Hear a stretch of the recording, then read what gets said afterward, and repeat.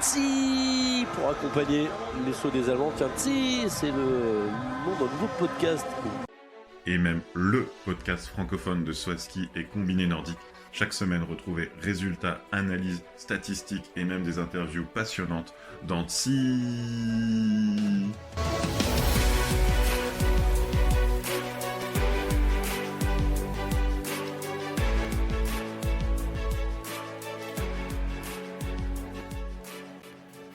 Bonsoir à tous et bienvenue pour ce 81e épisode de Tsi, le podcast de Swaski et de Combiné Nordique.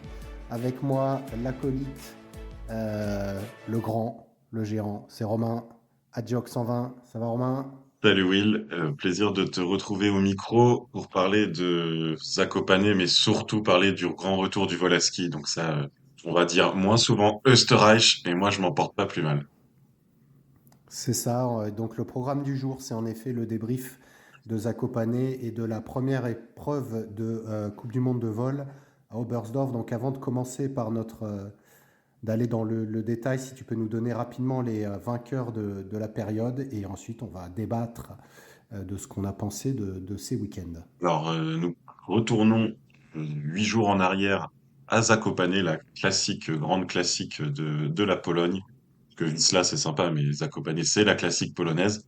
Le samedi, il y a une victoire autrichienne dans le par équipe à la non-surprise générale. Et le dimanche, bah, c'est Daniel Schofenig qui l'avait emporté devant Johan André Forfang pour son premier podium de la saison et Jan Earl. On avait un Anche Lanisek, pardon, qui avait 10 points d'avance en première manche et qui a dégringolé à la 4e place en manche finale. Premier polonais, Pavel Vasek. Et ce jour-là, Valentin Foubert a pris une très belle 12e place. On saute une semaine, on se téléporte à Oberstdorf. Oberstdorf, le mythique Paul Auserleitner, mais non, qu'est-ce que je raconte? Le mythique Heini Kofler-Schanze.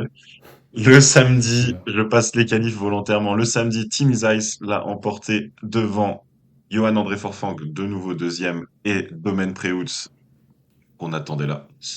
Et à 4e place du leader de la Coupe du Monde, Daniel Schofenig. 27e place pour Valentin Foubert. Le dimanche, victoire de Domen Preutz dans une épreuve de haut vol devant, comment on va l'appeler, Forfang. Une nouvelle fois deuxième, et Michael Aibok, qui est le seul Autrichien sur le podium du week-end. 4e place et nouveau record personnel pour Pavel Vasek. Schofenig, leader de la Coupe du Monde, était un tout petit peu plus loin, 6e. Et dans cette épreuve-là, Valentin Foubert n'était pas rentré en manche finale, 35e. Ce qui fait qu'à la fin de cette période, pour nous, de 2 podcasts, on a un leader de la Coupe du Monde qui s'appelle Daniel Schofenig avec 100 points d'avance sur Jan Earl. Et au classement du globe de vol, on a 2 leaders, Domen Preutz et Johan André Forfang, avec 160 points chacun. C'est l'heure de laisser parler tes émotions sur ce qui vient d'être dit après les quelques chiffres que je viens de donner. Alors les émotions, donc si on revient sur Zakopane, euh, moi perso, je l'ai vécu de voir un peu les Polonais, comment ils allaient accueillir leur équipe là où il y a très peu de Polonais, enfin en tout cas il n'y a qu'un seul Polonais qui est vraiment à la bagarre, qui est Pavel Vasek. J'ai trouvé que l'ambiance était quand même bonne. Donc ça c'était pour la première semaine, enfin en tout cas à Zakopane. Puis à Oberstdorf, moi je suis toujours ravi de revoir du vol à ski, étant donné que c'est la technique de saut que je préfère, notamment de revoir gagner Domen Preutz. C'était excellent, donc voilà. Franchement, là, les deux week-ends étaient beaux. Je crois qu'il y avait eu un peu d'attente à Zakopane, hein, parce que il y en a eu aussi un peu là, mais pas pire que ce qu'on peut avoir des week-ends de janvier à Sapporo, quoi. Ouais, puis tu vois Et le toi, de ton vent qu'on a côté? eu ici, moi je suis côté de l'Est de la France et Forêt-Noire à Chonard. Le vent qu'il y a pu avoir, c'était un miracle à Oberstdorf. Alors la vallée, elle est ultra bien protégée et ça tombe bien, ça a permis des belles épreuves. Oui, bah Zakopane, ça paraît un peu loin, j'ai plus de souvenirs très personnels, mais Oberstdorf, ouais, le plaisir de retrouver le vol, le petit petit ego trip de dire que je t'ai envoyé un message jeudi pour dire la saison de Domaine Preutz commence ce week-end. Et là, franchement, C'est vrai. je pensais pas dans les proportions dont on l'a vu. Et puis tu m'as chauffé, n'oublions pas que tu m'as chauffé dans les derniers épisodes pour avoir un classement des voleurs au cours de la décennie écoulée. Et figure-toi que j'ai travaillé à ce classement des voleurs. Et c'est peut-être Eh le ben, c'est moment d'en gratuit parler pour en nous. introduction. Eh ben, avec plaisir, on va donc enfin connaître qui a un profil de voleur et qui a un profil Hein. de saut classique. En tout cas, tu as bûché tes stats pour nous donner des infos. Alors, sur les 6 dernières années, parce qu'il y a un moment, il fallait s'arrêter sur un critère, sur les 6 dernières saisons, ce qui permet globalement d'avoir à peu près tous les bons actuels. Celui qui a la meilleure moyenne de points sur les épreuves de vol, alors petit point méthodologique, j'ai intégré, en plus des valeurs des épreuves de Coupe du Monde, j'ai intégré les championnats du monde que j'ai convertis en points FIS, quoi. Le champion du monde à 100 points, le deuxième 73. Mhm. Celui qui a la meilleure moyenne, c'est Stefan Kraft, ce qui est absolument le recordman du monde officiel, avec 56 points par épreuve. Donc c'est quasi un podium en moyenne par épreuve pendant 6 ans. Donc c'est énorme. Le deuxième, C'est plutôt pas mal. c'est Tim Zeiss, 48 points. Et donc Tim Zeiss est loin d'être un leader de la Coupe du Monde. C'est celui qui a le meilleur écart, en fait, le plus grand écart entre sa moyenne de points en saut et sa moyenne de points en vol. Donc c'est un peu le plus grand progresseur. Et à la troisième place, Ryoyu Kobayashi, avec 47 points. On a un Piotr Joua, Domen Preutz, Marcus Eisenbichler, un Karl Geiger, donc plutôt la feuille volante, Giga Yella et Granerud pour le top 10 qui est complété par Danny Huber. Donc y a-t-il une surprise dans ce classement? Je ne crois pas. Et Johan André Non, non, bah Forferme, après Karl Geiger un peu, mais il a gagné le globe de vol une fois, donc non, qu'il soit là, et donc ça me surprend pas. En tout cas, tous les autres, ils sont là. Il n'y a pas Johan André Forfang, dans le top 10, il j'attends était encore 11e, ça. voilà, donc on mettra à jour rapidement. Et donc voilà, celui qui a le plus gros écart entre sa moyenne de points en vol et sa moyenne de points en saut, c'est Timi Zeiss devant Domen Preut, c'est Giga Jelar, donc le trio slovène qui commence donc vraiment sa saison le premier week-end de vol. Il y a un Piotr Joua, un Danny Huber, Jakub Volny, Bartolj et ainsi de suite. Donc pas de grandes Bah, surprises quoi. Timizaïch, autant domaine, oui, mais Timizaïch, je voyais pas l'écart aussi Alors important après, pour lui. le truc, il y a aussi ça, c'est un peu un biais aussi de calcul. Donc j'ai calculé d'une autre façon aussi un pourcentage de points en vol par rapport au pourcentage de points en saut. Pourquoi j'ai fait ça? Mhm, C'est que Yeven Maroussiak, par exemple, en saut à ski, il fait 0,35 points en moyenne. C'est-à-dire que dans les épreuves, les tremplins de saut, les K120, il marque un point toutes les mhm. 3 épreuves à peu près. En vol à ski, il en marque 8 en moyenne, ce qui fait 2400%. Ah, mais c'est bien ça. C'est assez énorme. On a du Mathieu Soukup, Etunu Sainen, Maxime Bartosz, Yuri Tepes, Maïtae. C'est des sauteurs où en fait ils marquent très très peu de points. Donc pour un écart de points, tu vois, il sera jamais un dixième ou cinquième. Et c'est des sauteurs qu'on voit entre guillemets qu'en saut à ski, qu'en vol à ski. Hanse Mhm. Semenic, Björeng, tu vois des sauteurs comme ça. Il y a un Artiegro qui se débrouille beaucoup mieux. En fait, c'est sorti dans les chiffres.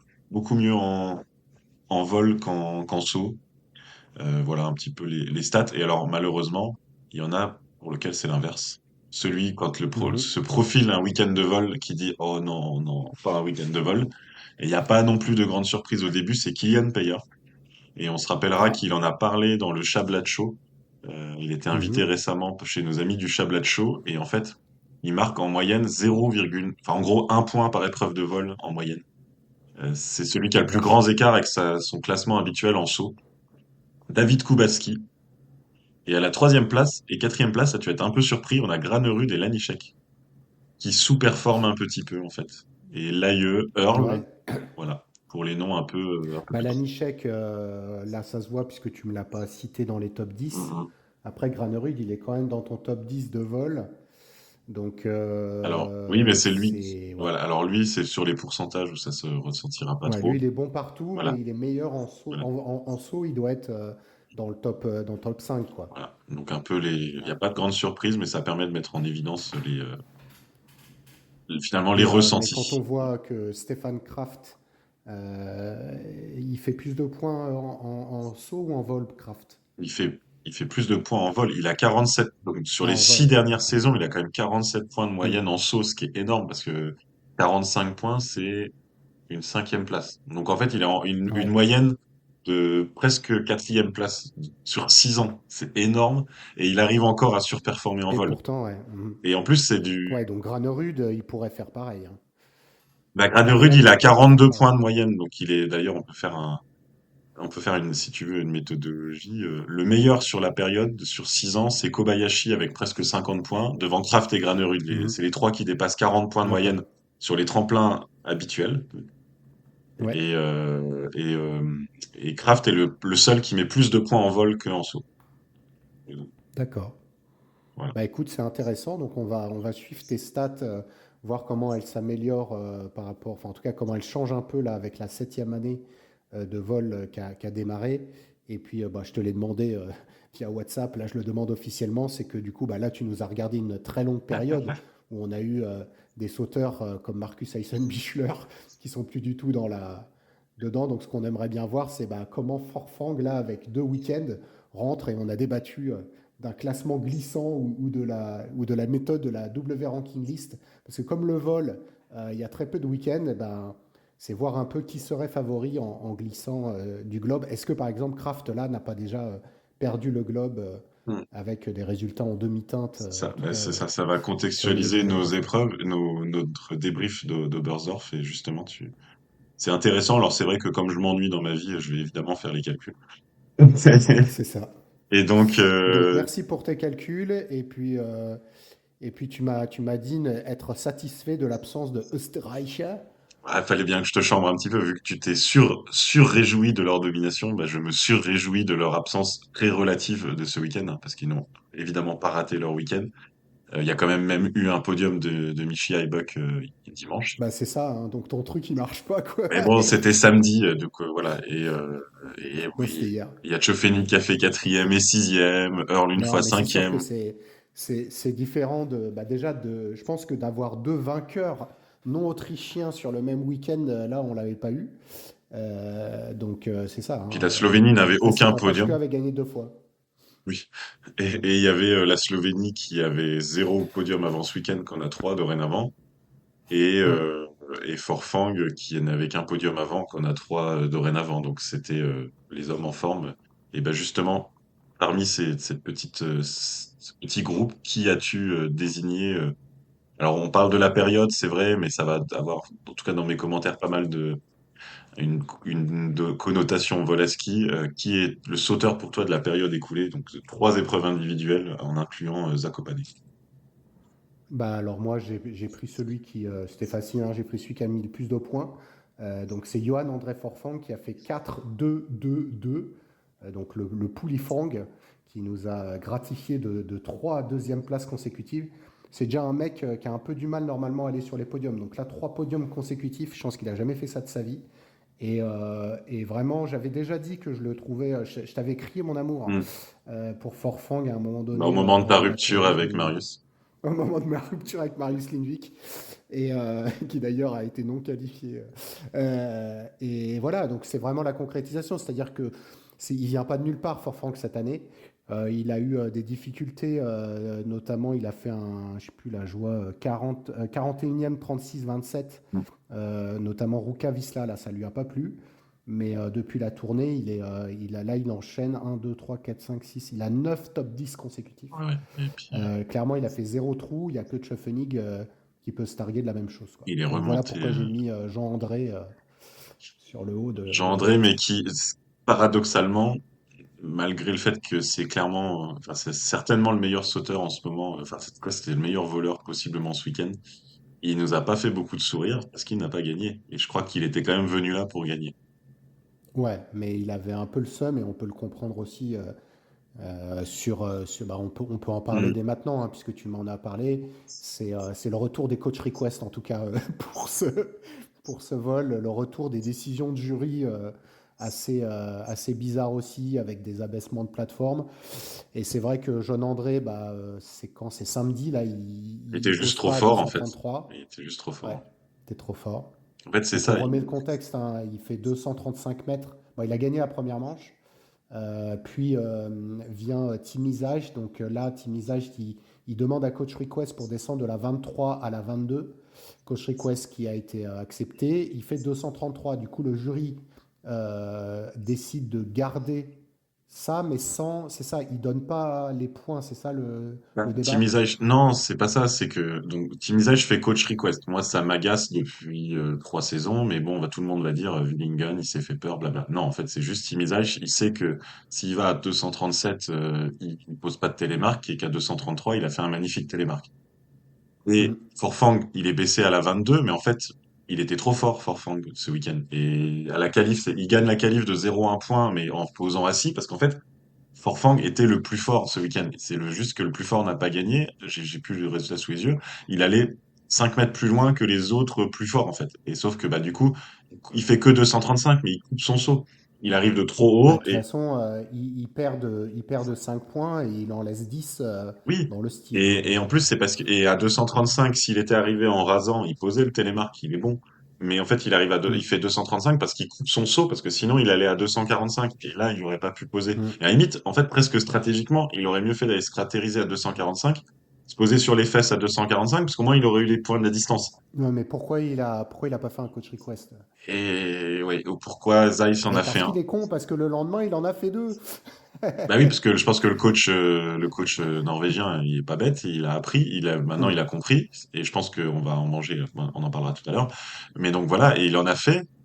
Et mais en tout cas, c'est clair que samedi, moi c'est pas plutôt Zeiss, il aurait dû aller à 237, 238 sans coach request, et on aurait vu comment il se serait posé. C'est pas tant le Mm. jury pour Forfang, c'est plutôt le fait que Zeiss, il aurait dû aller plus loin. Coach request était un peu elle était stratégique pour elle était pas pour la sécurité. En fait, c'est ça qui m'énerve. C'est pas une coach request de sécurité, c'est une coach request de stratégie de télémarque. Mais vu Bah oui, mais enfin, ça fait partie du jeu. T'es pas obligé de faire que des coach requests de sécurité, hein. bah oui, en tout cas, sportivement, il a gagné. Et donc, et par En contre, tout oui, cas, et oui, il a effectivement, gagné, mais c'est d'ailleurs à cause de ça, tu ne l'as pas choisi comme ton sauteur du week-end. non. Non. Oui, et Forfang, il perd, t'as raison, en première manche. Du coup, il a pas les points de la coach request dimanche. Et donc, il perd 8 points et il perd de 3 points. Donc, en fait, c'est vraiment un homme, quand même, que partiellement Un homme chanceux. maudit. Mm. Et effectivement, j'ai choisi Domaine Preutz parce que quand il arrive à Oberstdorf, il fait rêver quoi. Et qu'on a eu même des commentaires totalement. J'ai adoré le commentaire à un moment de Nicolas Jean-Pro. Il fait ah il saute bien là, il bouge pas trop. Genre il bougeait dans tous les sens à ce moment-là, mais à l'échelle en mode Mm. Domaine Preutz, c'était pas trop, tu vois. C'était génial. Tu dis avec lui on biaise tout, tout est différent dans les analyses et le voir sauter aussi bien. Alors il était pas à la rue ces derniers temps. Il remontait légèrement, il s'approchait des top 20, il avait fait un top 10 après la tournée, mais non, ou pendant la tournée, il a fait plutôt quand même une bonne tournée. Mais voilà, c'est domaine très haut, tu lui mets du vol à ski et c'est le sauteur. C'est pas grave qu'on le voit que 3 week-ends par an parce que ça suffit pour entretenir sa légende, quoi. Ah bah c'est sûr que non mais je suis d'accord avec toi et puis en plus Domaine il a que 25 ans, hein. On a l'impression de l'avoir vu Sérieux? 1000 ans sur la Coupe du Monde mais il est ultra jeune. Ah ouais, incroyable. Après c'est vrai qu'on en a déjà parlé, hein, des défis, le fait qu'il soit pas assez équilibré sur les deux. Moi après quand je regarde le pédigré de Domaine, il est deux fois champion du monde et deux fois par équipe en vol à ski. Donc je pense que celui-là, il faudrait qu'il aille le chercher, quoi.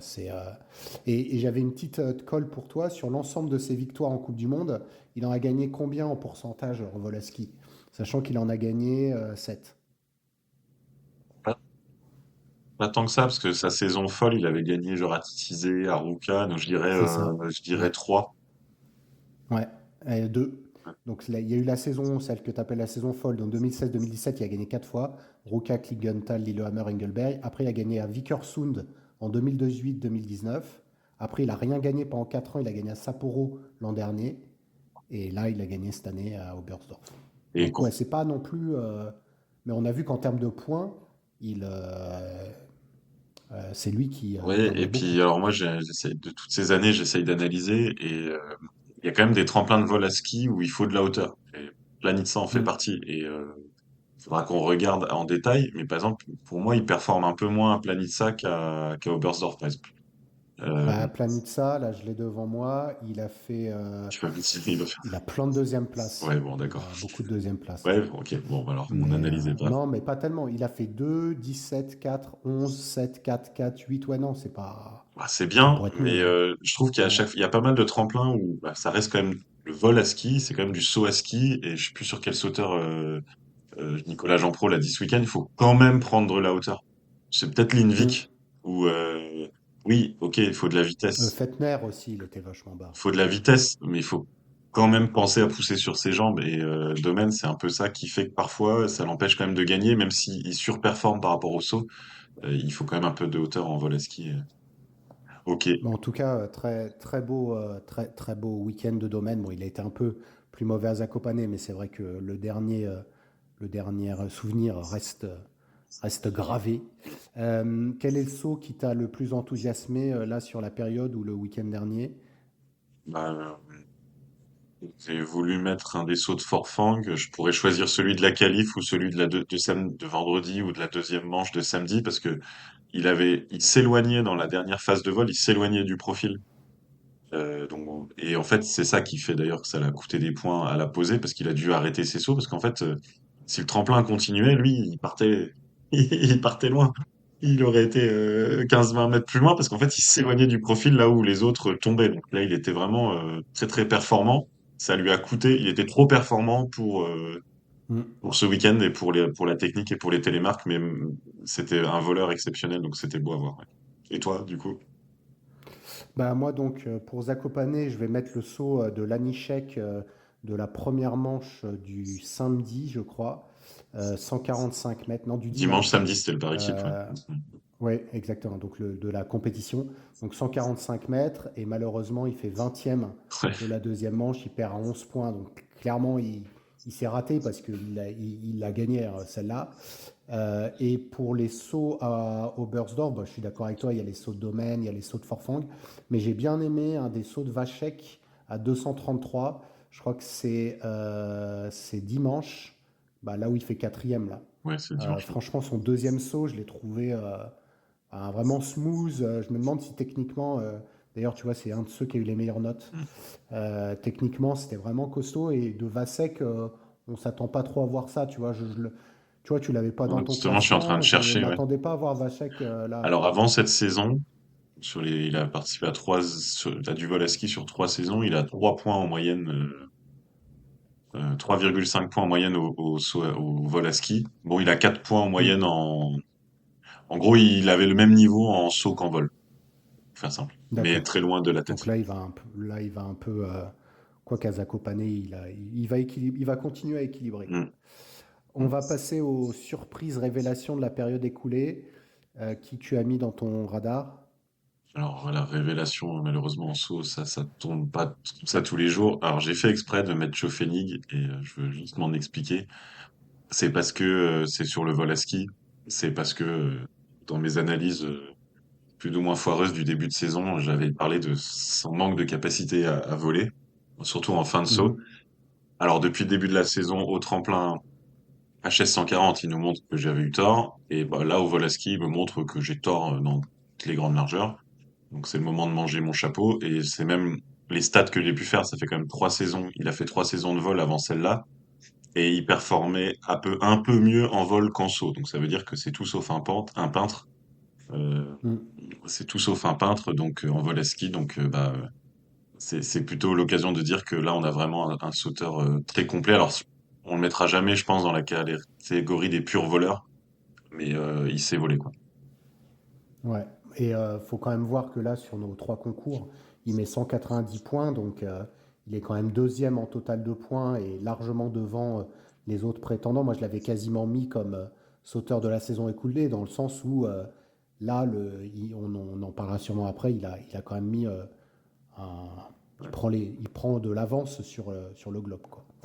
Toi, tu T'en as un voulais. autre en stock? Ouais, c'était pour parler de Nakamura qui a été très Ouais. bon à Oberstdorf, donc pas joué tout devant, mais comme c'est un sauteur qui a commencé la saison très très loin, 9e et 16e, ça montre que voilà, il a été bon à la tournée. On n'a peut-être pas beaucoup parlé, donc c'est montré que là, il est sur une bonne période.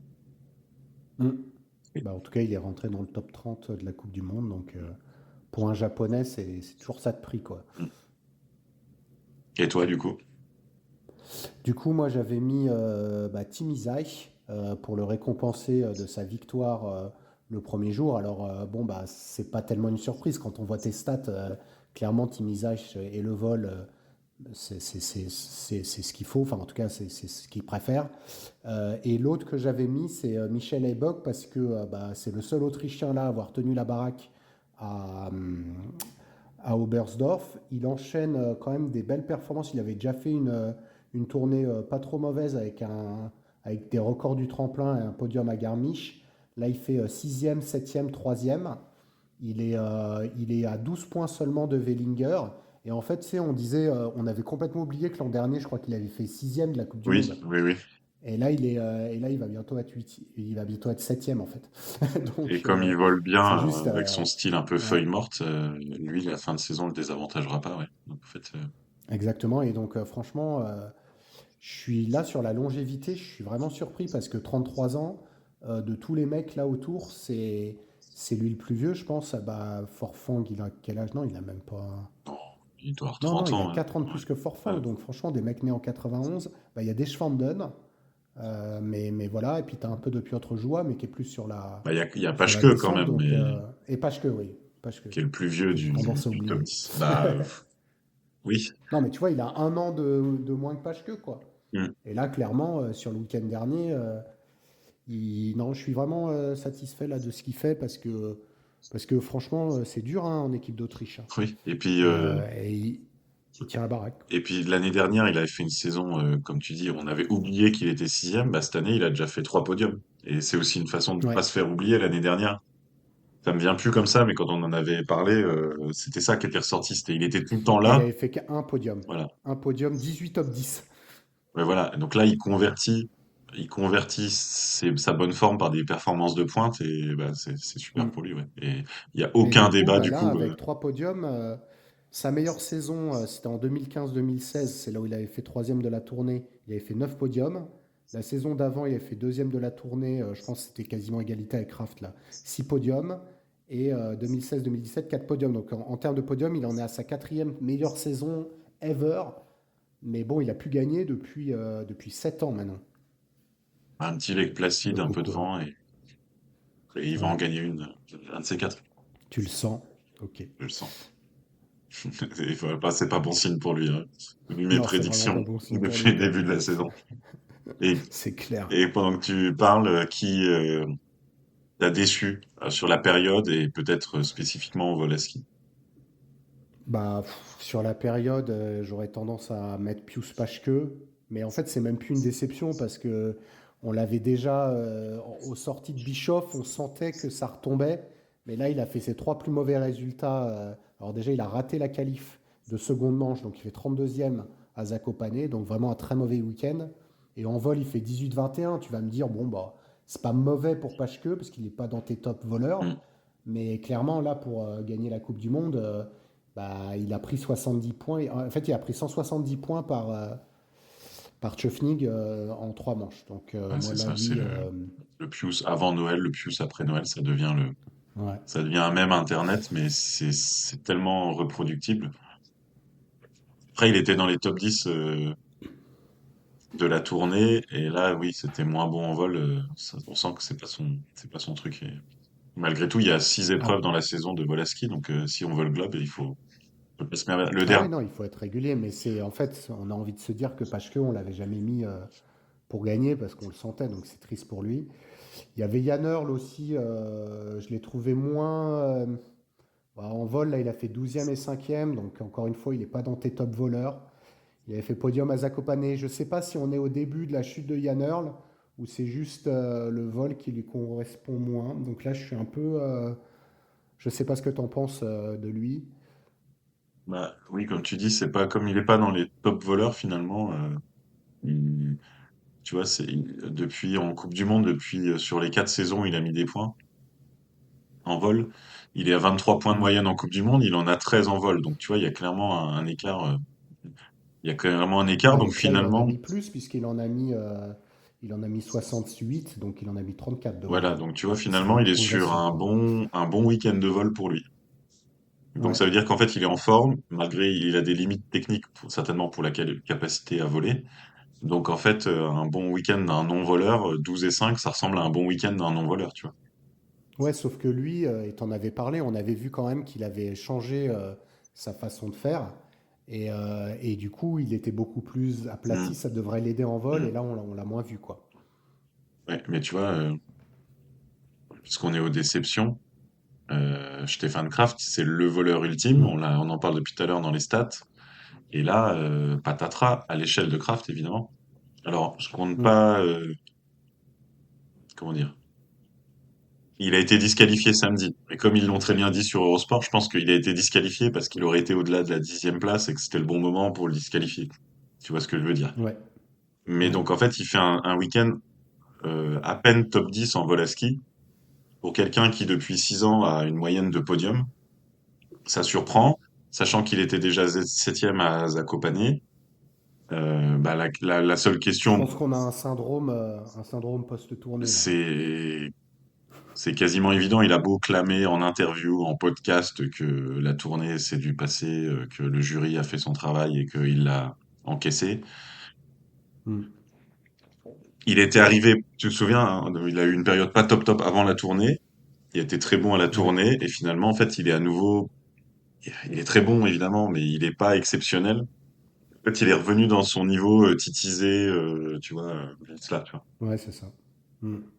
Donc, Non, mais c'est sûr que comparé à Tchufnik, là aussi, on a des points de perdu. Donc, on vient de citer trois Earl, Pashke-Kraft. Je vais en rajouter un dans la brouette, c'est Wellinger. Trois, trois concours consécutifs en dehors du top 10. Il n'a pas eu un très bon vol. Là, c'est 15 points de moyenne. J'imagine qu'il vaut mieux que ça. Zellinger, c'est Il 21 vaut points de combien? moyenne sur 4 saisons. Ouais, Alors 25 en Coupe du Monde, donc ça veut dire qu'il est un peu moins bon en général en vol.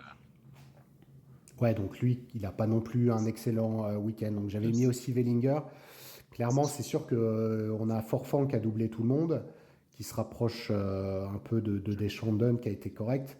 Mais là, on a quatre sauteurs qui étaient vraiment bons avant qui marquent le pas, quoi. Mhm. On a un peu une inversion de niveau. À part Tchufnig, tu as des gars sur la descendante et puis des gars sur la montante, quoi. Ouais, voilà. Alors après, on verra. Du coup, le week-end prochain, c'est Willingen, c'est le plus grand des grands tremplins, et on verra C'est un peu ça. ça. Et il y a eu un bon week-end de Ryoyu Kobayashi, surtout cinquième, c'est son premier top 10. Après, Ouais. il est pas revenu, comme je sais pas, il y a 2 saisons, tu sais, il avait été absent et quand il est revenu, il a regagné direct. Et Mm. là, il regagne pas quand même, hein, donc c'est pas, ça vaut pas le podium non plus. Donc, bah, Bon, en tout cas, cinquième, on avait dit qu'on attendait avec impatience son top 10 et là, il l'a fait. Donc, on va dire il nous a écoutés, allez, on va dire, il a rempli son contrat, on quoi. va valider ça. On va passer donc à Valentin Foubert. Bah, il y avait des Français, pas que lui, hein, qui étaient là. Il y avait Milesi et Chervet, mais il y a vraiment que lui qui a existé. Il a eu son meilleur résultat à Zakopane. Il a fait un bon premier concours à Oberstdorf, mais il passe pas les 200 mètres, donc ça suffit pas, quoi. Oui, bah, il vole pas excessivement bien. Et c'est pas un sauteur accélérateur en l'air, on le voit bah, depuis le début de sa carrière et encore plus comme là on le voit tous les week-ends sauter depuis le début de la saison. Il saute très très bien, Mm. il a une prise de ski, impulsion prise de ski exceptionnelle en l'air. Ça manque un peu d'activité et donc bah, sur le vol à ski, ça s'est ressenti. Et en fait, je pense que faire autour de la 30e place sur ce week-end avec la façon dont il vole, ça montre vraiment sa forme. C'est un bon week-end parce que c'est pas un grand accélérateur en l'air et d'avoir réussi à rentrer dans les points, à passer la qualif, c'est voilà, c'est un signe de force parce que je pense que l'année dernière, par exemple, il aurait peut-être pas passé la qualif, tu vois. Ouais, ouais, non, mais là, je suis d'accord avec toi, hein. Le fait d'être sur Zakopane avec son meilleur résultat, moi, j'ai trouvé que c'était correct, hein. C'est son envol. Et puis les deux autres, ils sont pas trop trop loin de la qualif, mais il en manque un peu pour Milesi et Chervé, mais rien n'est perdu en tout cas On a vu pour eux Enzo Milesi sur la qualif de dimanche faire 184 et demi de tête hmm, et exulter de joie parce que c'était la découverte du vol à ski et Bah, c'est pas simple, c'est des ajustements techniques et donc il a gagné des mètres en fait de saut en saut tout le week-end. Et donc oui, évidemment, je pense que comme tout sauteur, il espérait faire 200 mètres, mais ce week-end, c'était pas des 200 mètres offerts, tu sais. Certains week-ends, il y Non. a des 200 mètres cadeaux. Là, le jury l'a Ouais. jamais perdu et donc en fait, il a fait un 184 mètres 50, il a fait un vol à ski, tu vois. Ça, c'est déjà de la Ouais, ouais, non, technique de vol et tout. Et puis bah, il aura certainement d'autres week-ends. Il est sélectionné à Willingen, donc ça montre que le staff a été satisfait de son week-end. Donc, euh, donc un week-end voilà de découverte du vol à ski pour Enzo, un peu plus dur pour Jules. Ouais. Et est-ce que tu as un autre moment subjectif, émotion ou coup de gueule que tu veux mentionner après ce premier vol d'Enzo?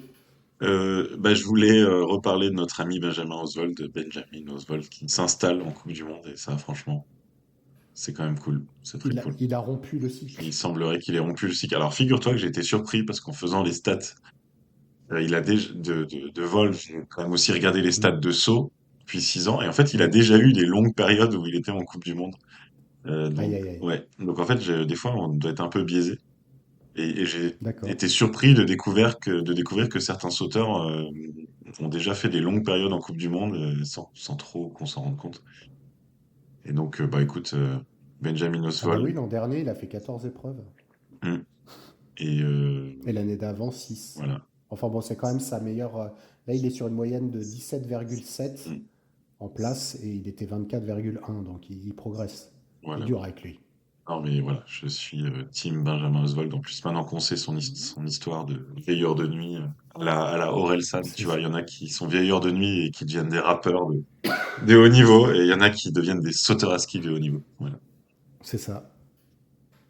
Et toi, une émotion, un subjectif? Bah, moi, trois, rapidement, donc bah, déjà, j'ai bien aimé Hortner, parce qu'en lui, je sais pas, je savais pas ce qu'il allait donner en vol, et clairement, le mec est bon partout, quoi. Ouais. Donc, vu son âge, on est sur quelqu'un de très solide.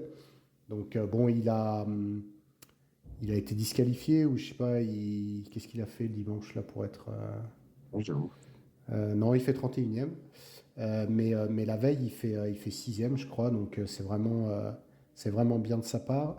Mon deuxième, c'est mon petit chouchou, là, Kevin Bickner, Mm.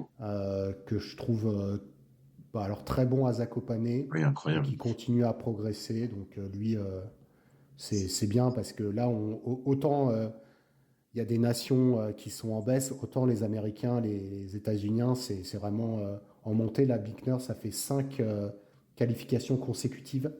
Et en plus, il a été disqualifié pendant la tournée, donc il en aurait pu être à 7 Là, consécutives. Donc lui, il est montant. Et dernier, il fait un énorme Bischofshofen, c'est là où il se révèle pour cette saison. ouais, Et quand même, à Zakopane, il est 15e, en étant mm, 15e des deux sauts. Donc ça veut dire qu'en gros, il est bon. Plus bon, il quoi. est régulier. Ouais. Mm. Non, non, c'est bien. Et je voulais nommer pour son point à Zakopane mon ami Alex Insam. Aïe, aïe, aïe.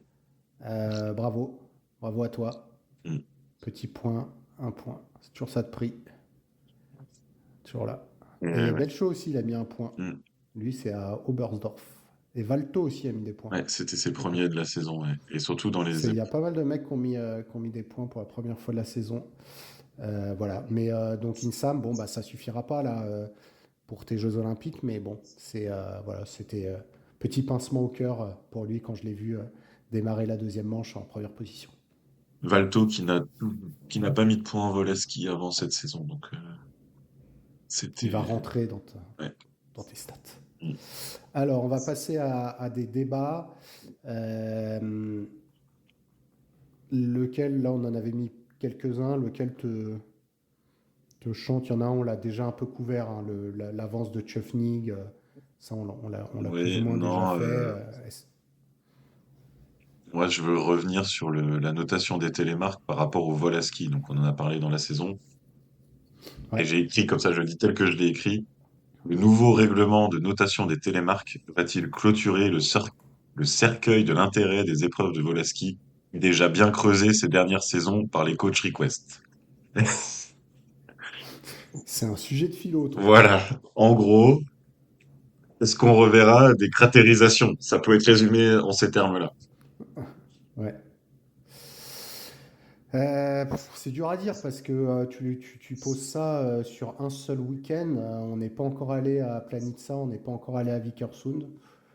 Donc, moi, je n'ai pas vu de grosses différences vraiment sur les notations. Enfin, en tout cas, là, maintenant, je suis habitué aux moyennes aux alentours de 18, 17, 18.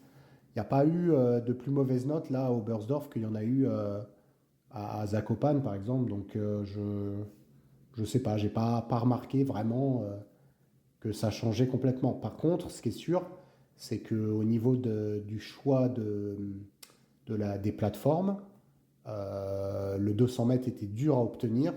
Et je me rappelle, je sais plus où c'était, j'ai l'impression qu'ils changent moins souvent de plateforme, Mm. alors qu'avant, ils avaient quand même tendance à démarrer vachement haut et à descendre petit à petit. Là, ils sont laissés aux alentours de la 22-21. Et je serais plus là-dessus, en fait. Plutôt le management des plateformes, ils auraient pu en donner un petit peu plus aux gars qui Ouais, sautaient 156 mètres, quoi. ouais, c'est possible. Et tu vois, là, dimanche, on a des sauteurs 10e, 11e, 12e qui n'ont même pas fait Hmm. 200 mètres en première manche. Ils ont fait des Bah très ouais, ça bonnes c'est deuxième manches, pas. hein, mais Hmm. ça veut dire c'était assez serré. Et moi, je pense que, enfin, du coup, si j'ai écrit ça, j'avais un peu la question. Mon avis transparaissait clairement de l'intitulé. Hmm. Mais Zaïf, il le fait depuis du temps et il le faisait déjà à Planitza depuis 2 saisons. Attends, quand le télémarque, bah, on a une réponse. Forfang, il gagne pas samedi sans coach request, du coup, il fait des coach requests systématiques dimanche. Voilà. Ah, mais c'est plus sur les coach requests que sur les télémarques. Oui, mais pourquoi? Parce que, en Forfang, fait, tu sais télémarque ou pas que, télémarque, il a pas oui, posé. mais en fait, Donc, samedi, il aurait pas eu 15 et demi, il aurait eu, enfin, le télémarque qui était encore, la survalorisation du télémarque fait que les sauteurs ou leurs coachs vont avoir tendance à les envoyer moins loin. Donc, à part oui, oui, ça c'est c'est sûr. ça, en fait, c'est ça Hmm. là où le télémarque valait 2 points, il en vaut 3. Donc, par 3 juges, ça fait 9 points au lieu de 6. Hmm. Et du coup, ça reste un sport où il cherche à gagner. Et tu vois, je pense que Forfang, il a adoré, enfin, c'était le plus long sauteur de samedi, mais il aurait préféré gagner. Et du coup, il aurait Ouais. préféré se Non, non, poser mais je en ferais la même télémarque à chose. 232, mais nous, enfin, nous, en tout cas, moi, en mon nom, spectateur, je préférais le voir à 235 ou 237, un peu posé sur les fesses que à 232. Le saut de Team Isaiah avec la coach request à 233, bah, moi, et tu peux réécouter les deux derniers Planitza, c'est la même chose que j'ai dit, en fait, 238. Ouais, ouais, je me rappelle, hein. Donc, j'ai l'impression que ça va encore être un petit truc de plus. Et bon, bah, sécurité et télémarque, ouais, c'est ok, c'est propre. C'est propre. Ouais, c'est ça, c'est une conjonction des deux.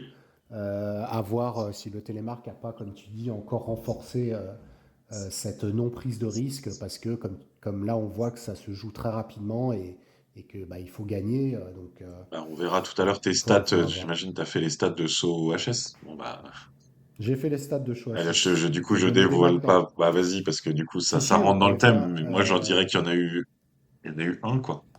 Deux. Alors, il y en a eu deux. Ouais. Donc, c'est 0,8%, alors qu'on était plutôt à une moyenne à 5% sur les autres tremplins. Et les points K, on était sur une moyenne à 65 et on a fait 56. Donc on s'est pris 10 points dans. Voilà, après, c'est un nouveau TD, c'était Dollar là, qui y était.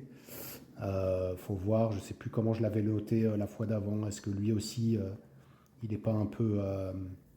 C'est pas Zulke, quoi. Les Donc, conservatifs, ouais.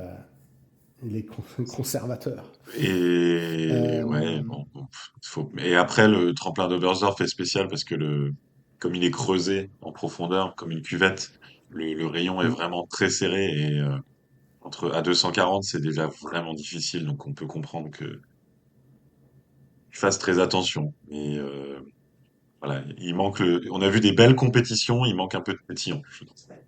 C'est ça. Deuxième question que tu t'es posée, j'ai rajouté un petit bout, mais c'est vrai que tu l'as mis tel quel, hein. L'Allemagne, non mais sérieux, t'as un petit coup de gueule envers la Nationalmannschaft. Oui, bah, j'essaye aussi de me renseigner avant de faire le podcast. J'écoute Andreas Goldberger et Gerd Sigmund parler en allemand et en tyrolien Oh vache, parce que quel enfer. Goldberger qui parle le meilleur allemand possible, son meilleur allemand possible il est déjà difficile, donc t'imagines s'il se lâche en Autriche. Mais donc, voilà, on n'invente rien. Ça a été aussi dit sur Oberstdorf. C'est pas que, voilà, il y a plus trop d'ambiance dans cette équipe. Ça parle beaucoup, ouais, en termes d'ambiance, tu vois. La Mm. technique, finalement, le saut, c'est quand même beaucoup de confiance. Et maintenant que Pius est plus trop là, et en fait Pius aurait un peu agacé, entre guillemets, sans le vouloir évidemment, mais les autres stars de l'équipe, et du coup, bah, ça a un peu affecté tout le monde. Et là, c'est quand j'ai envie de te dire, c'est quand le dernier top 10 d'un Allemand, quoi. Enfin, si Geiger a fait 10e, 8e, 10, 11, mais c'est quand le dernier Bah, top celui 5 qui d'un remonte un Allemand. peu, c'est Raymond. Il a bien sauté à Zakopane. Il a moins bien volé. Ah oui, Ils n'arrivent pas les Constantin Schmidt, Hoffman, ils n'arrivent pas en fait à trouver un cinquième mec, quoi, sachant qu'ils ont Sikota plus Adrian Tittle qui erre avec le sien. Moi, j'aurais tendance à rappeler Ayson Bichler et voir Stéphane Layeux. Ils ont vraiment du mal à trouver. Ils ont testé tout le monde, hein. Euh, c'est compliqué, quoi. C'est non, mais compliqué voilà. parce que si Pache est en chute libre, Geiger, il est stable. Wellinger, on a vu que c'était pas top. Là, il y a plus grand-chose à se mettre sous la dent, quoi. Mm. Ouais, et puis c'est surtout cette impression de revivre, et puis du coup, nous, c'est notre troisième saison de podcast. Finalement, Mm. presque de redire, je suis sûr, si on a fait fin janvier 2023 ou 24, on a dit la même chose, donc c'est quand même surprenant, parce que quand tu sais qu'il y a un problème, c'est peut-être bien d'essayer d'y mettre fin, quoi. Limite, moi, de l'année prochaine, je veux qu'il soit mauvais à Ruka, tu vois. Et, Ouais, c'est ça. mais franchement, qu'on mette Ouais. les Allemands en fin fond du Ouais, classement à Ruka et qu'on les ait en janvier, février, quoi. mais ce qui est sûr, c'est que pour être un peu plus général, il y a un manque de profondeur de banc dans certaines équipes, que ce soit la Slovénie, où, bon, là, un gars comme Lovrokos, qui est leur quatrième meilleur sauteur, c'est pas ça. Ils ont essayé Ziga, ils ont essayé Zach Mogul, ils ont essayé Rocco Black pour remplir un cinquième quota. Les Polonais, ils remettent Camille qui sait plus sauter. Enfin voilà, les Allemands, on vient d'en parler. La Norvège, ça va à peu près. Ils ont du Willumstad, du Pedersen en stock. Ouais, la Norvège, L'Autriche, ouais. c'est bon. Mais voilà, hormis les deux nations, Autriche-Norvège, il y a un peu du mal à trouver le quatrième, cinquième sauteur. Donc là, les quotas, ils en prennent plein la face, hein. Et que la Slovénie, enfin, si on avait fait le podcast après Zakopane, on aurait pu dire que la Slovénie, bah, ça allait pas, il y avait toujours pas de podium. Bon, là, voilà, le vol à ski, c'est spécial. Mais quand ils vont chercher Rocco Black, enfin, toi et moi, on Mm. suit quand même, on suit les résultats de la COC. Des FIS Ouais. Cup, des FESA, bah, Rocco Black, je l'avais pas dans mon radar. Donc, ils ont pas été chercher un gars qui enchaînait des victoires en COC et qui est monté en Coupe du Monde parce qu'il était énorme. C'est plus par défaut, si on peut se permettre de dire ça comme ça, qu'ils l'ont envoyé en Coupe du Monde. Ouais, mais sauf que c'était le meilleur. Enfin, tu vois, là, moi, j'ai les classements des Slovènes dans les compétitions inférieures. Et Rocco Black, je l'ai troisième, hein. Donc, c'est, Oui, mais il y a un énorme trou d'air après la Nishek Zaï, voire Domaine. Et après, on a Oblak, Mogel, Bartol, Gela. Et le huitième, moi, pour moi, c'est Yankar, quoi. Le gars qu'on a vu ah bah sauter oui, à Chenève, quoi. c'est le futur, le next big one. Futur, the next one. Ok, Rocco Black, donc voilà 9e et pour les 26e en Allemands. Continental Cup à Engelberg. Hmm. Ok, 3e et 5e en FIS Cup. Ouais, ça reste correct quand En même. tout cas, oui, mais la Slovénie, ça vole, pour répondre à ta question sur le conducteur. Hmm. C'est quand même assez incroyable cet ADN. Parce que c'est quand même, enfin, tu vois, les sauteurs, ils s'entraînent au saut à ski tout le temps, 300 jours par an. Mais le vol à ski, il n'y a pas d'entraînement, quoi. Et même si t'es Bah, ils slovène, doivent sauter quand même mais à. non, Ils sautent pas à c'est Planitza? interdit. Il n'y a Non? pas de vol à ski en dehors des 3-4 week-ends qu'on a dans l'année. Donc ça veut dire Bah alors que c'est de l'ADN. c'est un ADN de voleur, c'est exceptionnel, quoi. Mm. Hmm. Et donc maintenant, eh ben, on a commencé par des chiffres. On a mis du subjectif. On va retourner un petit peu dans les chiffres parce que dis-moi tout, On dis-nous en, tout. on en a dit pas mal, Mm. hein. Donc je vais juste donner rapidement les résultats du classement de style. À Zakopane, c'était très très serré. C'est Stefan Kraft qui l'emporte avec 18,58 devant Schöffening 18,56 et trois sauteurs à 18,5 qui étaient Wellinger, Earl et Vachek. Et à Oberstdorf, la victoire est revenue à Daniel Tschöfenig avec 18-48, devant Domen Preutz 18-45 et Stefan Kraft 18-40. Donc tu vois, c'est à peu près les mêmes notes là aux alentours de 18. Et donc en tête pour l'instant du classement de style, toutes épreuves confondues, c'est Stefan Kraft 18-51 devant Tschöfenig 18-50. Donc là c'est très serré. Et Wellinger 18-28. Puis Earl, parce que ça représente à peu près le classement de la Coupe du Monde. Il y a Forfang qui n'est pas méga bien noté. Ouais. Ryoyu qui est mieux noté que sa position. Mais on retrouve. Il y a Wellinger qui est quand même troisième. Donc lui, Ouais, il il est mieux surperforme noté en que technique. sa place. Ouais, ok. Ouais. Ensuite, la vitesse, donc les meilleures vitesses qu'on a eues à Zakopane, c'était les Suisses, toujours très rapides. Et là, je ne sais pas si j'ai fait une erreur, mais deuxième, j'ai la France à 91,6 et troisième, la Et puis un Slovénie. sauteur. Ouais, c'est ça. Et à Oberstdorf, là, on a atteint les 102 km/h. Premier, la Suisse, 102,4, devant l'Allemagne, 102,2, l'Autriche, 102,1, et les Slovènes, 102. Donc c'est ce que je te disais avant, il n'y a plus trop d'écart, sauf la Norvège, qui là s'est pris quasiment 0,7. Donc là, c'est la Norvège qui va moins vite Ok. dans l'élan depuis quelques épreuves. Ok, malgré des grands gabarits. Euh, Oswald, il est grand et tout, ouais. donc ouais. Ok. Bah, ça va moins vite. Ensuite, au classement là, donc nombre de sauts au point K, c'est toujours Tschöfenig qui est en tête avec 48 sauts sur 49 au point K. Il devance Earl et Deschwanden qui ont un saut de moins que lui Et on a au perdu point K. Pius. Et on a perdu Pius qui est rétrogradé avec. Il a 42 sauts, donc il est 10e maintenant. Oh là là. Il a laissé passer plein de mecs.